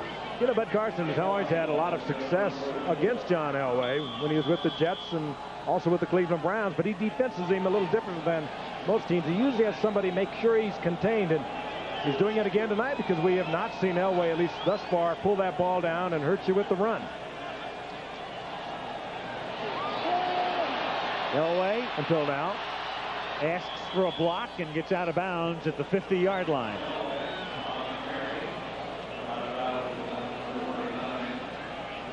Gain of about 6. It'll be 2nd and 4. 3:10 remaining.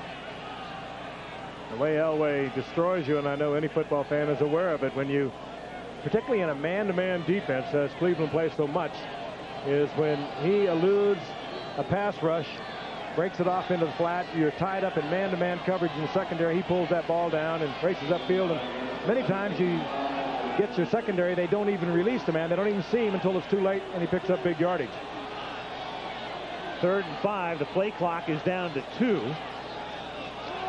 Humphrey takes it to the 48-yard line. That's going to set up a 3rd and 2.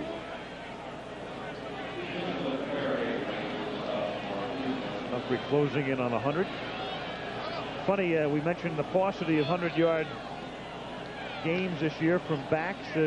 Yesterday, sort of a typical day. Only 2 guys went over 100. Neil Anderson, 141 for the Bears.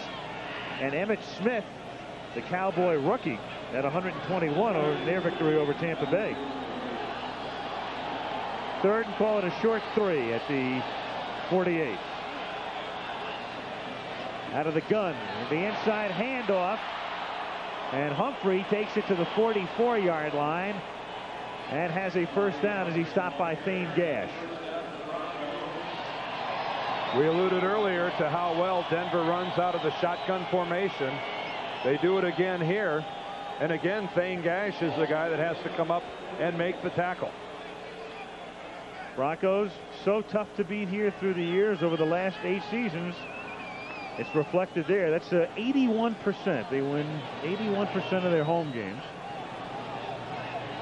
4 out of 5, in other words. And here they are down by a point in the waning moments of the 3rd quarter. Fake to Humphrey on 1st down. That freezes the defense, and they can't capitalize as Clarence Kay is unsuccessful in making the one-handed grab. Banks put the pressure on in the blitz. See, that's how you run one play and set up another. That is nothing more than the play pass off the previous play.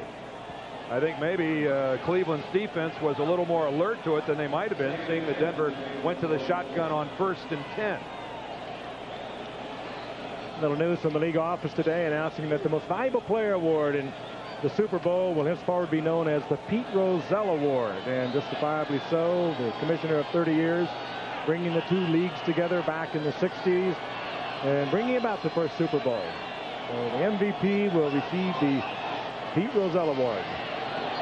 2nd and 10. Elway scrambles, buys time, and finds the open receiver and hits Johnson, and that's enough for a first down.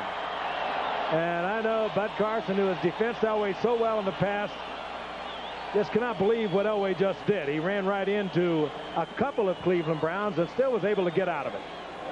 Let's take a look once again. He pulls it down, turns right into his left side where the penetration is. Now, how you get out of this, I don't know. I'll tell you how you get out of it, by being one fine athlete. And then you pull it down, have the presence, and note what the receivers do. They always are aware that John Elway could come out of it and get the ball to him. I mean, what do the defensive players say in the huddle when they get back after a play like that? Nothing that we can say. No. Well, I don't think they say anything. 2nd and 10. Al, I think they just stare at one another. I mean, what do? There just haven't been many that are capable of making a play like that. I mean, that's one of the things that Elway and Joe Montana have in common. Their uncanny ability to sense pressure, where it's coming from, and react in the right direction. It's not coachable. This guy really can't take any credit for it. 2nd and 10, Denver at the 34. 48 seconds left, 3rd quarter. Cleveland ahead, 20-19.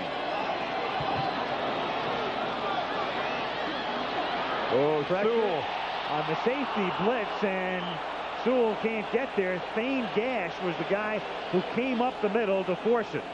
Oh, what a well-designed play. Sewell was coming in motion, got lost behind the line of scrimmage, and kind of sneaked out to the right side, and had Elway been able to get the ball there, he would have had A free field right down to about the 5-yard line. Mucho yardage. Ooh. That's a ball that John Elway, falling backward, just didn't get enough on. He wished he could have just put a little more oomph on that. Steve Sewell may have even scored on that play. 3rd and 10.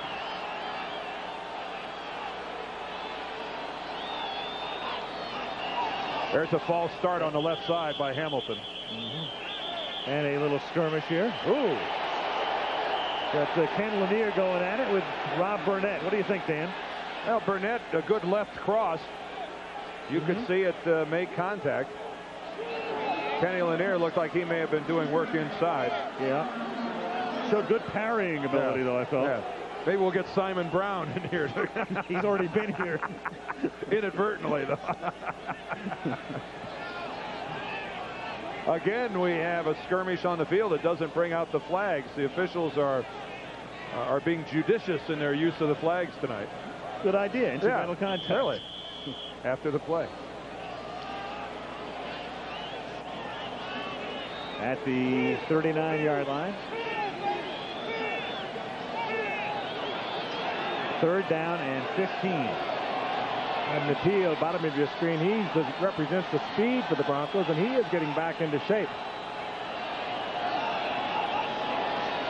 They blitz. They come at Elway, and he's going deep down the sideline. At the 5-yard line, the catch is, I thought, made and then taken away by Minifield. Oh, what a night to do it. From Michael Young.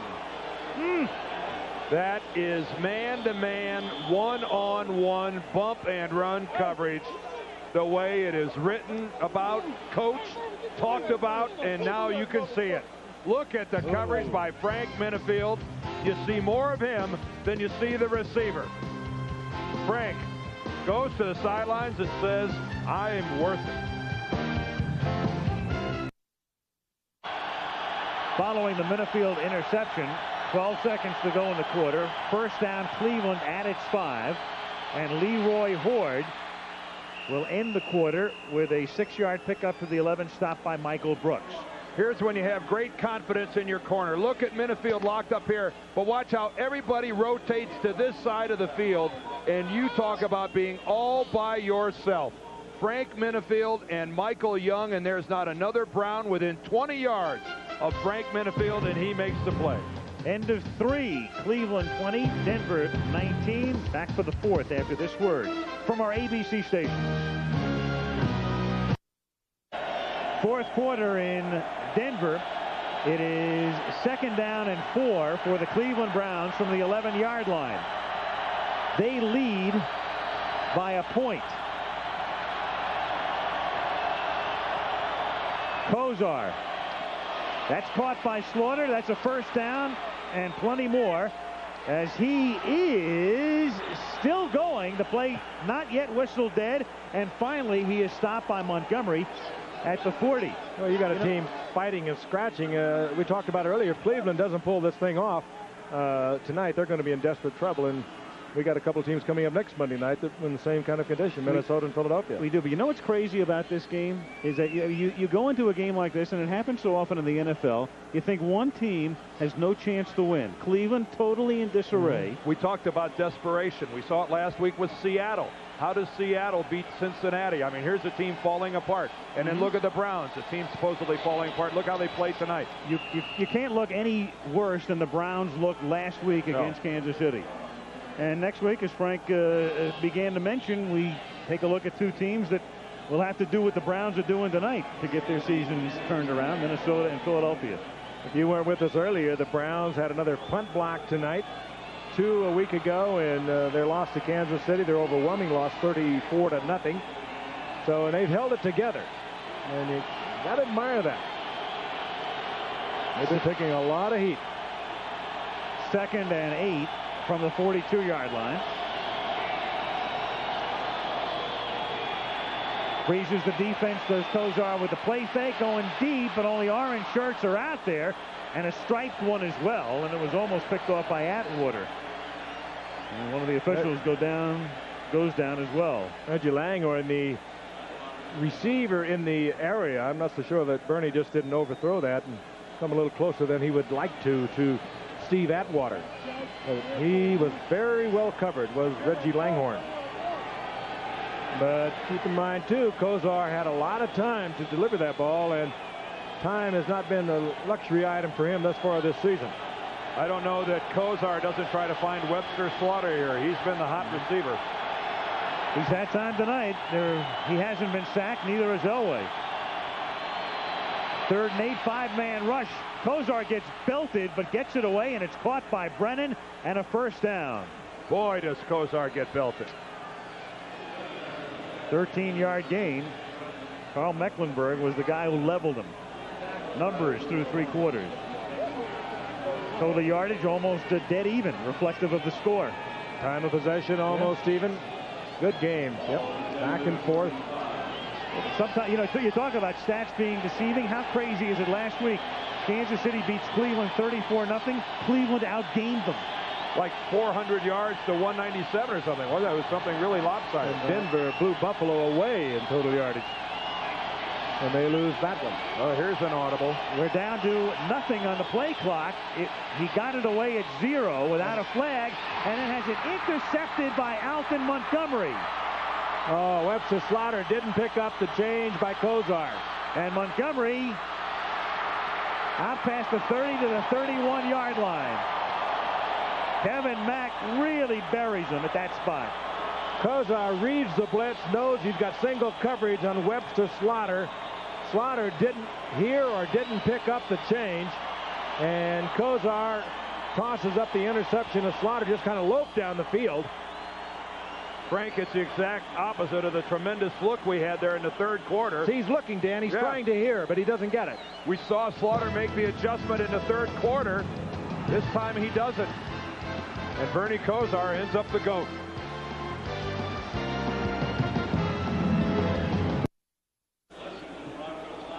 Dan was up all night working on it's about time. He wanted CEO, but they only went with the president label. That goes hand in hand with that get a job sign. I'll take care of the budget. Yeah, I'll bet you will. First down from the 32-yard line as Humphrey can't get started and gets wrapped up by Chris Pike and Van Waiters. All right, let's update some NFL news for you. Roger Craig, the durable one, tore a knee ligament yesterday. They don't know exactly how long he'll be out. It is at the moment not severe enough for him to be placed on injured reserve, but to be determined. Jim Harbaugh broke a rib yesterday, may miss Sunday's game against the Rams. The decision to be made on Friday. And at Green Bay, Brent Fullwood, the Packers say, will be traded or released by tomorrow, and they have reinstated the suspended Herman Fontenot. 2nd down and 10 at the 32-yard line. Elway throws. Open is Johnson. He slips down but wasn't touched, and so he's alive and takes it all the way to the Cleveland 49. We talked earlier about his running ability, a former tailback at Arizona who's turned into a superb receiver here in Denver. And you saw a good example of it there a moment ago. And again, also, what can you say? Elway just spins away, spins around, and fires one to Vance Johnson. 11:52 remaining. Cleveland on top 20-19. Browns have scored 3 touchdowns and missed 1 extra point. Denver has scored 2 touchdowns, a field goal, and a safety.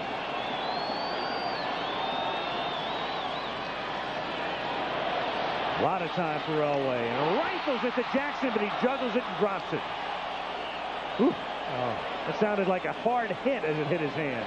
He threw that in between defenders to John Elway. He had everything his arm could deliver on the ball, and Jackson, who ordinarily is sure-handed, you have to be with a John Elway, just could not handle it. I think Mark Jackson saw Thane Gash coming at him and was distracted enough to lose concentration on the ball and drop it, because Thane Gash is coming right at Mark Jackson. Well, but look at the confidence of Elway. See Gash right there?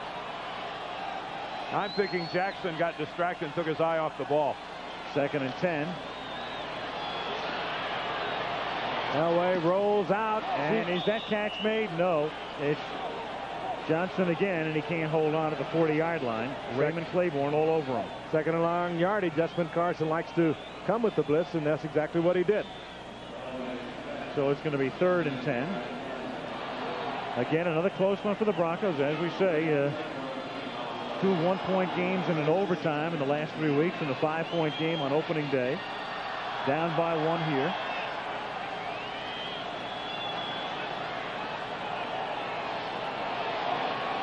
Third and 10.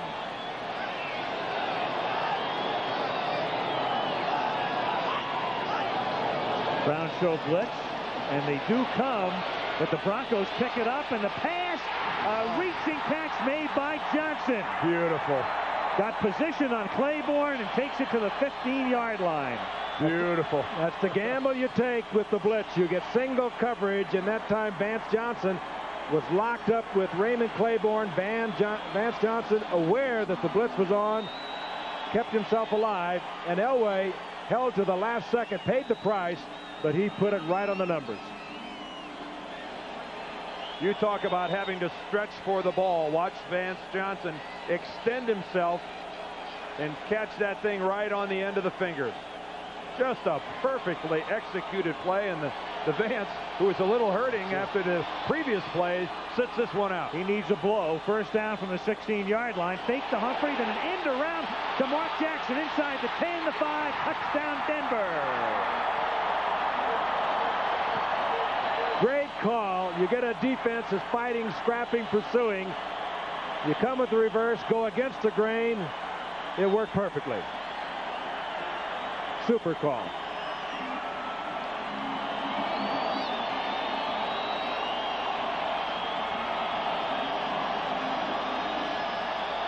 We have seen flea flickers. We've seen reverses. We've seen just about everything tonight. Offensively, both of these teams have gone deep into their playbooks. It's another Monday night at Mile High. Every time we come into Denver. Treadwell with the extra point. The key here at the bottom, Clay Matthews, the linebacker to that side, came on the blitz. That leaves a real hole in containment. And boy, Denver couldn't have called it any better for the defense that Cleveland was going to run, and Mark Jackson just takes a stroll to the end zone. Joe Walker leads the Vikings. Denver to kick off. There have been 4 lead changes in the game. 26-20 Broncos. Treadwell's kick. Is it? The question is, if it goes into the end zone, which it does, it's a touchback. If it had gone out inside the 1, but before it reached the goal line, it would have been at the 35. It's a 15-yard swing. And they rule it a touchback, and the ball comes out to the 20-yard line. It's pretty close. Well, the official is right there. You can't fault him on his placement. And if you follow the shadow of the ball, it went into the end zone. Of course, what's the shadow have to do with anything? Yeah. A little reverse angle. And it still goes into the end zone. I don't have a clue. Let's go to the replay booth.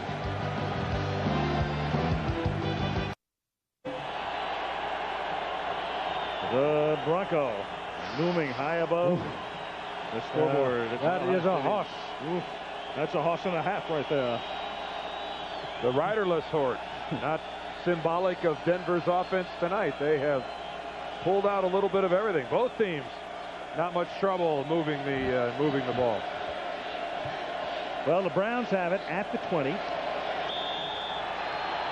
The Broncos under Dan Reeves leading the Browns under Bud Carson by 6. And for those of you wondering, that was not your living room shaking. That's Mile High Stadium. Here's Ford. Oh, he fumbles. Dennis Smith is there. Smith was on top of it, waiting for the signal. Oh. Well, they haven't yet signaled. No, not yet. The ball was loose, though. Somebody's got to signal something here, guys. The officials were positioning themselves as if to indicate it's Denver's ball, but we haven't seen a thing. There we go. Yes. Leroy Horde, you got to put that ball away when you're coming through the middle. Last week on the opening drive against Kansas City with Horde, who fumbled at the 3-yard line. It could have made a tremendous difference in that game. Not known as a fumbler at Michigan, a little different area in which he's operating today. They will go for that football, particularly when they find out that you'll give it up. from the 32-yard line on a huge series for Denver's or Cleveland's defense. The catch is made by Bratton, and Bratton takes it down to the 17-yard line. First down. How discouraging it must be for players around the National Football League to have John Elway on the run. Here Clay Matthews has him running backwards, and then off his heels, falling backward, have him deliver the ball with such accuracy. How frustrating. I can't imagine how difficult it must be. What a rare treat to watch John Elway quarterback a football team. Browns keeping that dubious streak alive. From the 16, Humphrey gets wrestled down. Nice tackle made by Van Waiters.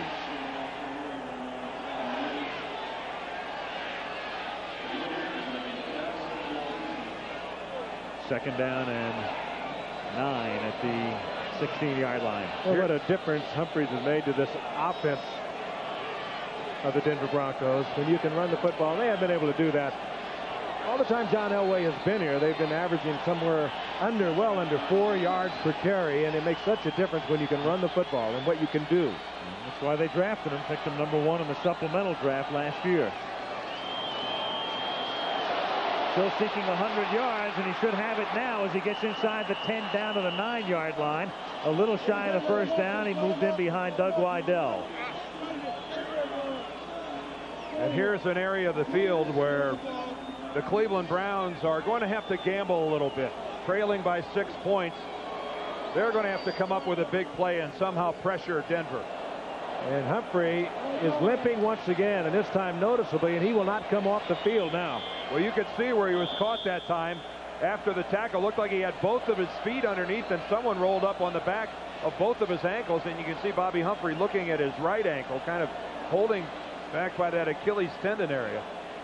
This is an official's timeout, and it's enabled Elway to race over to discuss things with Reeves as they work on Humphrey, and this carry here takes him over 100 for the 4th straight game. Look right here, Al, where he gets caught with his both ankles underneath the Brown tackler.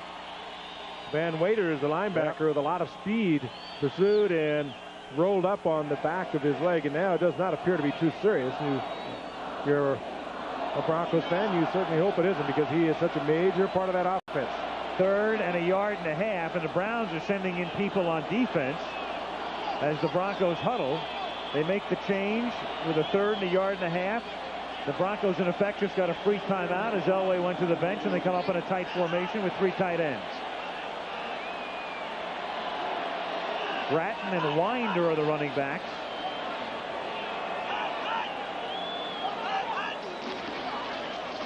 And Sammy Winder seeking that first down as he gets obscured by the pile. He has to get to the 7. Steve Sewell setting some kind of record for how many different directions a guy can go in motion at one time. Out of the H-back spot. He has to get, as you can see, just inside the 7, and he didn't get there. And so they're going to send Treadwell in with a 6-point lead to try to make it 9. Well, this is the type of situation where Denver has run fakes before. If you're the Cleveland Browns, you should be yelling alerts. Watch for the fake. Watch for the fake. I'd be surprised, though, because it's a chance to go up by 9 here. It's a 25-yard attempt, and the kick is good. It's just that spot of the field where it's just an automatic. You always yell, watch for the fake. Now they have forced the Browns to score twice. 7:21 to go. Bronx by 9. Still checking out Bobby Humphrey's ankle on the Denver bench as he has come out of the game. Came out after his last carry, which put him up to 106 yards. That's almost 600 for the season. By far tops in the league. Denver by 9. Treadwell kicks off. Metcalf at the 4.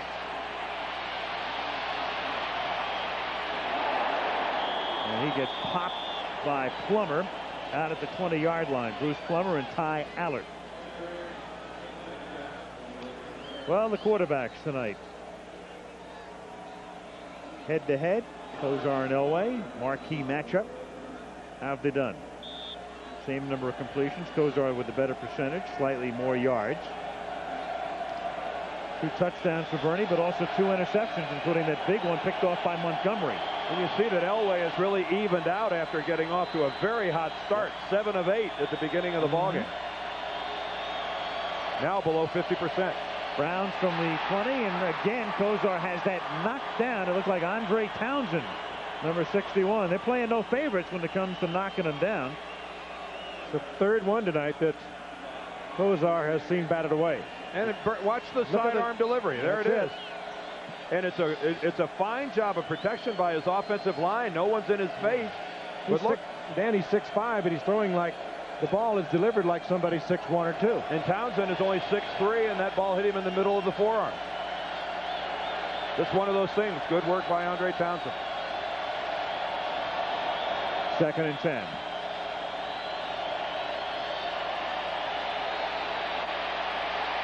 And Kozar gets dropped out at the 22-yard line. Turns out to be a minimal gain and no sack. It'll be 3rd and 8. Fletcher and Townsend converge on the tackle. And Brown is hurt. And it is Tam, Ralph Tam, the guard. Well, now this puts the Browns in a perilous position because Tam not only is the starting guard, but he's also their long snapper. In fact, he's their snapper on both punts and field goals and extra points. For the moment, it means Kevin Robbins comes in. Looks like he's going to be all right. He probably took a shot to the solar plexus. 3rd down and 8 at the 22. We're under 7 minutes to play. Denver on top by 9.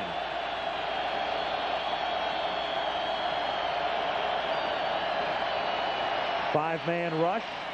And Kozar, it's close to a 1st down. That's Brennan, the possession receiver, and you can see the stripe. He's going to be very, very close. He's going to need a real good spot to pick this up.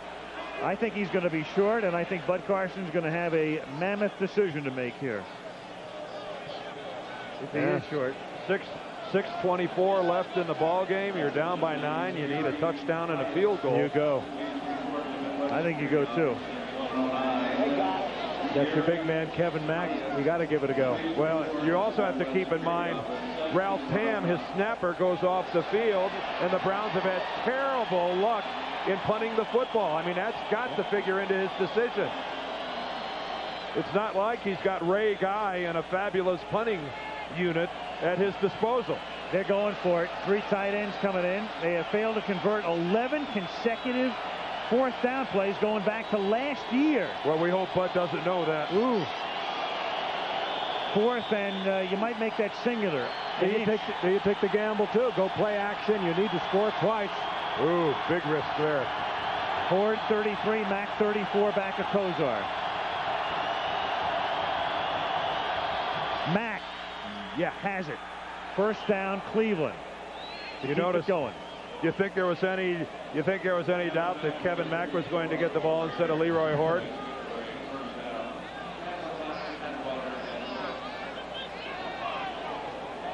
Tam back in the game.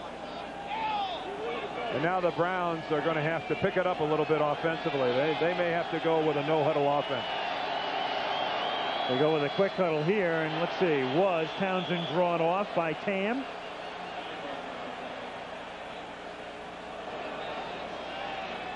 The answer in a moment. Illegal procedure, Cleveland. Good call, Art Fleming. We needed the answer first.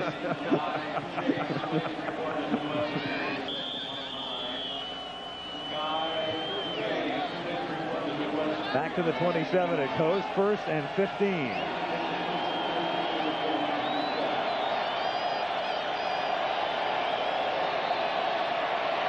Kozar out to the 34-yard line, and that is incomplete, intended for Brian Brennan. It'll make it 2nd and 15, and they gave Brennan no breathing room at all. Bruce Plummer was right there. Bruce Plummer, this was tight coverage. How tight was it? that tight. You could see the right hand is on the back of Brian Brennan, but that's a technique that a defensive back will get away with more often than not. 2nd and 15. Kozar open is Slaughter. He makes the catch for a first down at the 44-yard line. Got into the seam, and Cleveland keeps the drive going. 5:09 to go.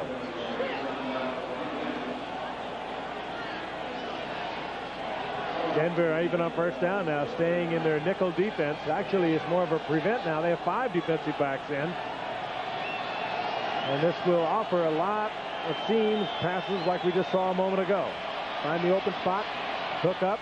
Here's Mack taking it over the middle to the 50-yard line. Ooh, and Atwater. Yeah. Atwater looks hurt.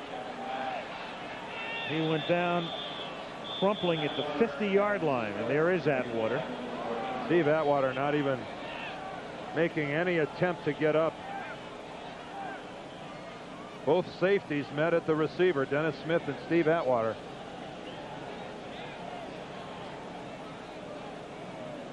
Well, among other things, we talked about Atwater having ribs that were sore enough to prevent him playing a couple of weeks ago against Seattle.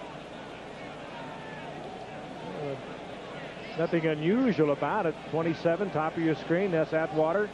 The tackle is from the side. Smith didn't hit him, I don't believe. Mack, a big man, 6 foot, 230-pounder. I agree with you, Frank. I didn't see anything out of the ordinary. Looks like Atwater is holding his left arm up in the air. Either that, or it might be the same thing that a catcher occasionally experiences on a bad foul tip. The thing that Frank referred to earlier is a shot to the solar plexus. Yes, exactly right. My geography is always been pretty bad. Here we are looking for the euphemisms again, right? But we do have Ralph Tam back in the game, too. So we were correct, I think, in that assumption. I think we'll probably see Atwater again. Yeah. Fortunately, that's all it was. So. Although you see him shaking that left arm. The left wrist. Yeah, he might have been just a little bit frightened with what happened. Or maybe, Frank, it might have been the old zinger. He might have pinched nerve, and boy, it shoots down that arm, and you lose all sensation for a while. Kip Corrington comes in to replace him, and on 2nd and 4, on an inside handoff, Mack, and on a very slow developing play, he picks up a yard.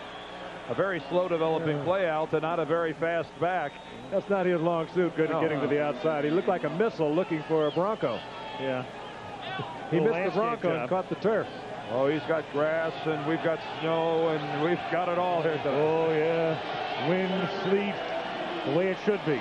3rd and 2. And it's dropped at the 45-yard line by Brian Brennan. And again, it's Bruce Plummer, who is well aware that Brennan is not a great speedster. He has little moves, he's quick, but Plummer is playing him very tight. He's not worried about Brennan ever going to run away from him. It was a great look at it right there. Plummer all over Brennan. Craig Jenoff, our director this evening. Kenny Wolf, our producer. Great job, guys. Good look. It is now 4th and 2. So again, the Browns facing a 4th down situation at the 48-yard line. Oh, this booth is shaking again. I hate this.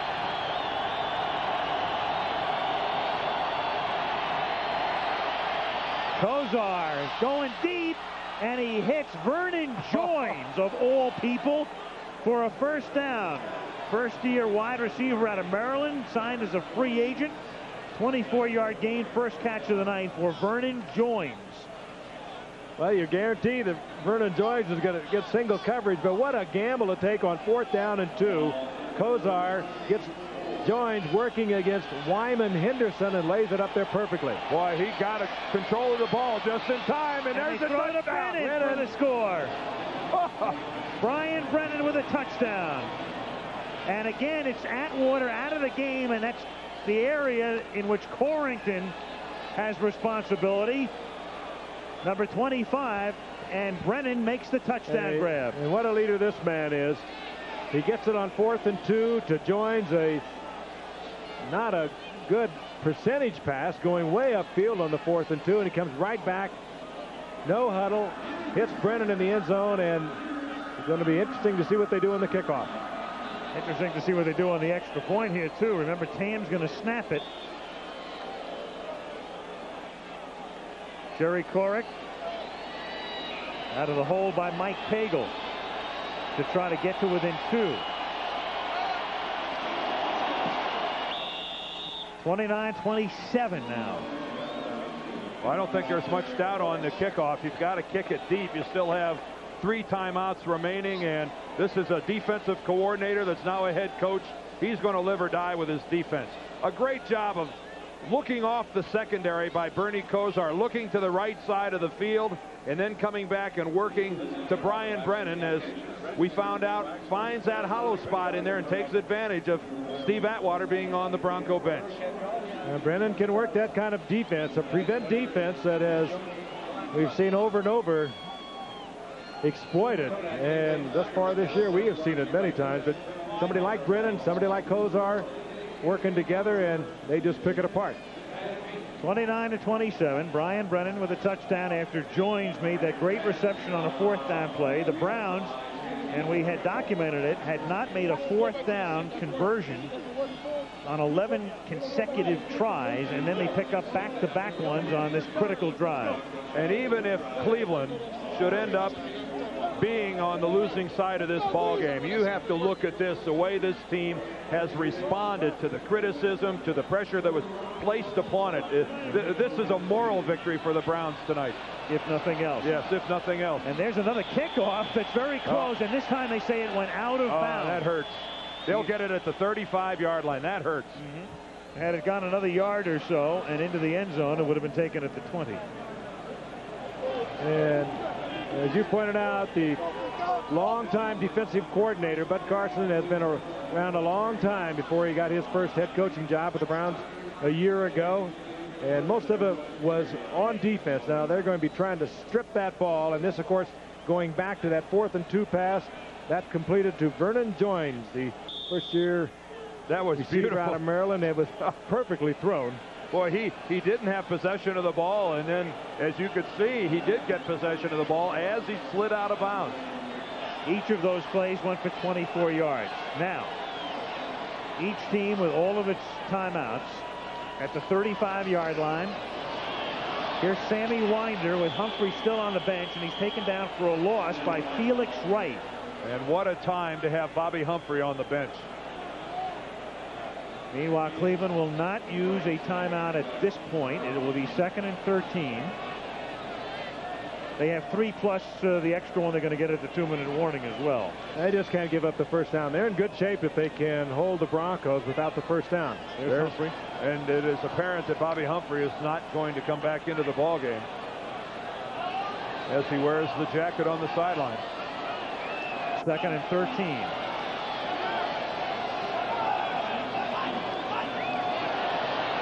Fake to Winder, pressure by Matthews, he tips it, and it is caught by Ken Lanier, the tackle. So they keep possession the hard way at the 26-yard line. And Bud Carson says, give me a timeout here. Boy, what an all-pro play by an all-pro linebacker, Clay Matthews. He's what made a great play. Career, hasn't he? Oh. What right a in the great face play. of Elway. And we talked about Carson being able to contain John Elway. Now, that's not by accident that Clay Matthews was out there. Elway had nowhere to go. He had nowhere to get to the outside and then give him the option of whether to run or pass. 2:19 to go. It's going to be 3rd down and 17. The difference in this game right now is a safety off a blocked punt. 29-27.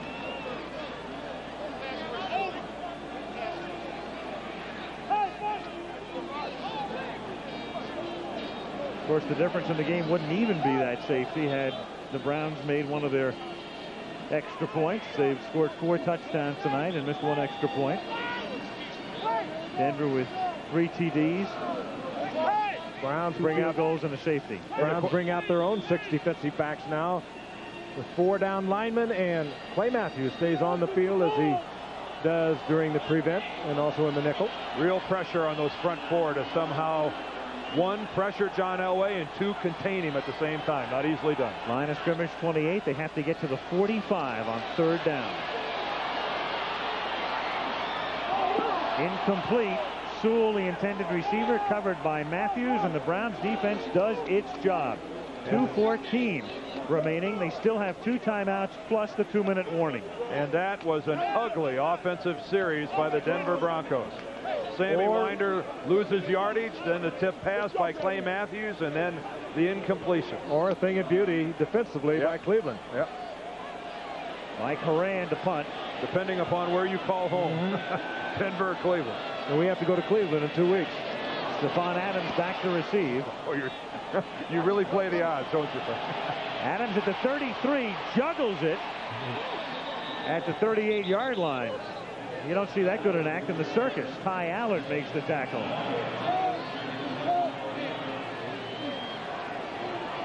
Heart-stopping moment here for the Browns, but he holds on. And you know, the other important thing here is we watch Adams bobble this ball and then finally regain control, is that in that last series, the Cleveland Browns only had to use one of their timeouts. They only had to use one. So in a series where Denver might have been able to get the Cleveland to use all 3 of them, they only used one. They still have 2 left. And the free one at the 2-minute warnings will come up following this play as Metcalf gets dropped at the 33-yard line. Randy Robbins comes up to stop him, and we go down to the 2-minute warning, which comes officially with 1:59 to play.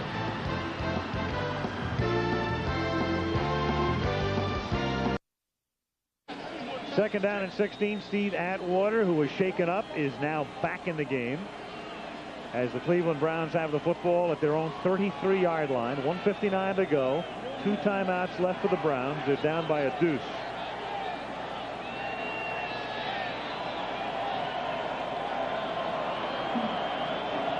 Broncos stay in their prevent defense, and what the Browns, of course, can think at this point, it's second down, but we also have the 3rd and the 4th down in which we could go. So you don't want to get risky with it. You don't want to go low percentage stuff. You go in there and find the gaps in the prevent, and nobody can do that better than Bernie Kosar. 2nd and 16.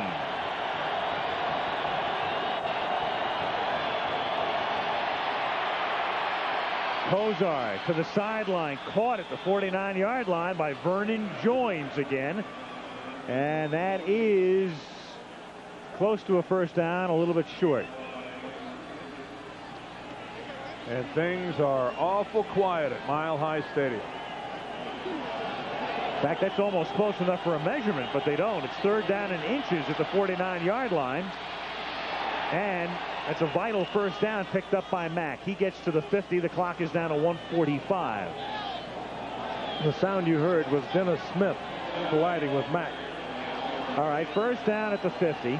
2 timeouts remaining.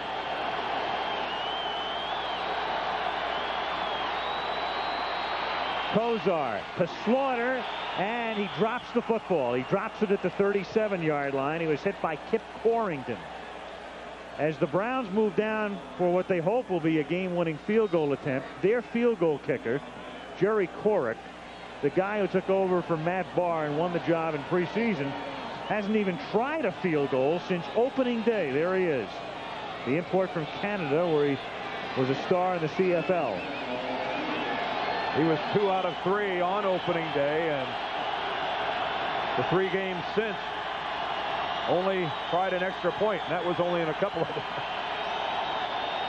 2nd and 10. Kosar, and Mack fell down as the ball got there. It wouldn't have been much of a gain anyway. Randy Robbins had him blanketed. 3rd and 10. But the one thing that's happening here, and has really happened the majority of this game, is how Bud Carson's offensive line has played the best game they have played in a long time. Granted, Denver does not have the most stellar pass rush in the NFL, but still, they've protected Kosar. Eric Metcalf is coming to the ball game, and this is what he was drafted for. 3rd long situation. Get him something where it's fairly high percentage you're going to get the football to him and then let him do the rest on his own. They sent 4 receivers out into this set. Keep Metcalf in the backfield with Kosar for the moment. And on 3rd and 10, here's Langhorne making the catch at the 30-yard line. he got position on Montgomery and a 20-yard gain. Well, so now they're looking at a 47-yard field goal if they don't pick up another yard. Yep, the 30-yard line is that magical figure that you try to get to when you need a field goal. Keep in mind, still 2 timeouts.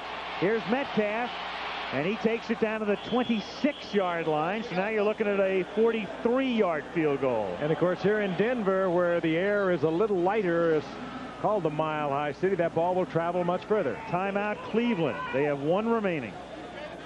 Boy, and there is the beauty of having those 2 timeouts. Still 1 to stop it if they need to attempt the field goal. 53 seconds, 1 timeout remaining for Cleveland. They're down by 2. It is 2nd down and 6. Kozar is over 300 yards tonight and hasn't been sacked. Here's Mack. They're going to play this conservatively, but almost too conservatively. That's a terrible play for a loss of a couple to the 28-yard line. Yeah, now they're back. Losing a couple of yards here puts a lot more pressure on this guy. I thought it was interesting there in 2nd and 6 that the Browns went into the shotgun formation rather than going into their big back deal. Bernie's going to go into the shotgun again. 3rd down, 7 from the 24-yard line. Kozar throws. The catch is made by Brian Brennan, and he takes the ball down to the 13-yard line. And now the Browns will use their final timeout, and it's up to Jerry Corrick. On opening day against the Pittsburgh Steelers, Corrick was wide right from 40 and then kicked a 28-yarder and a 47-yarder.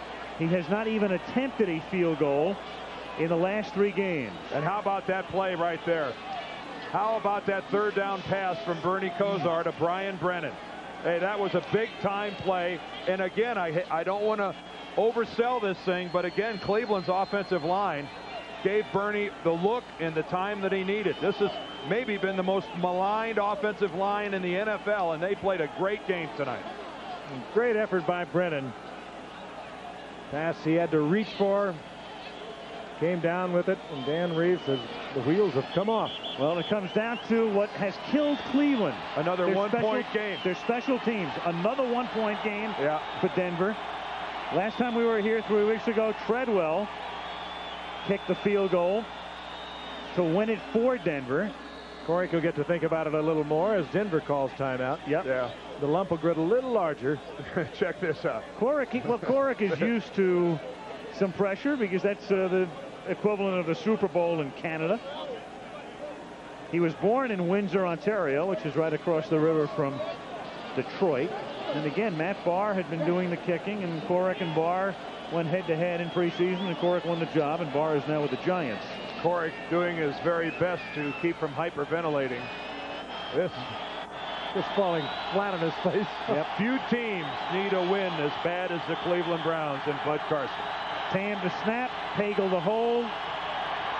Win or lose here from 30. Cleveland wins it. What a game. What a game for Bud Carson. So much pressure. Well, thank God suicide isn't an option. And they win in Denver.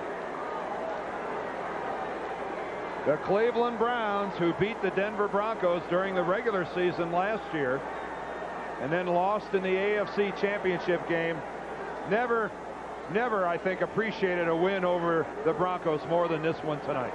And again, the Broncos leading at the half, lose one in the second half. And the Broncos, who got a lot of help from Buffalo last night in beating the Raiders, doesn't follow through by doing their fair share. They go ahead and lose tonight, now drop to what, 2-3? 2-3. And in the last 4 weeks, they played 3 one-point games and an overtime game. Jerry Corrick. That might have even been better than the Grey Cup.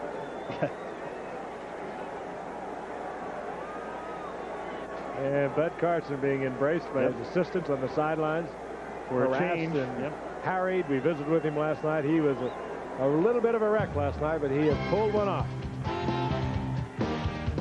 We'll see Cleveland in a couple of weeks against Cincinnati. It'll be a happy ride home after the disaster in Kansas City.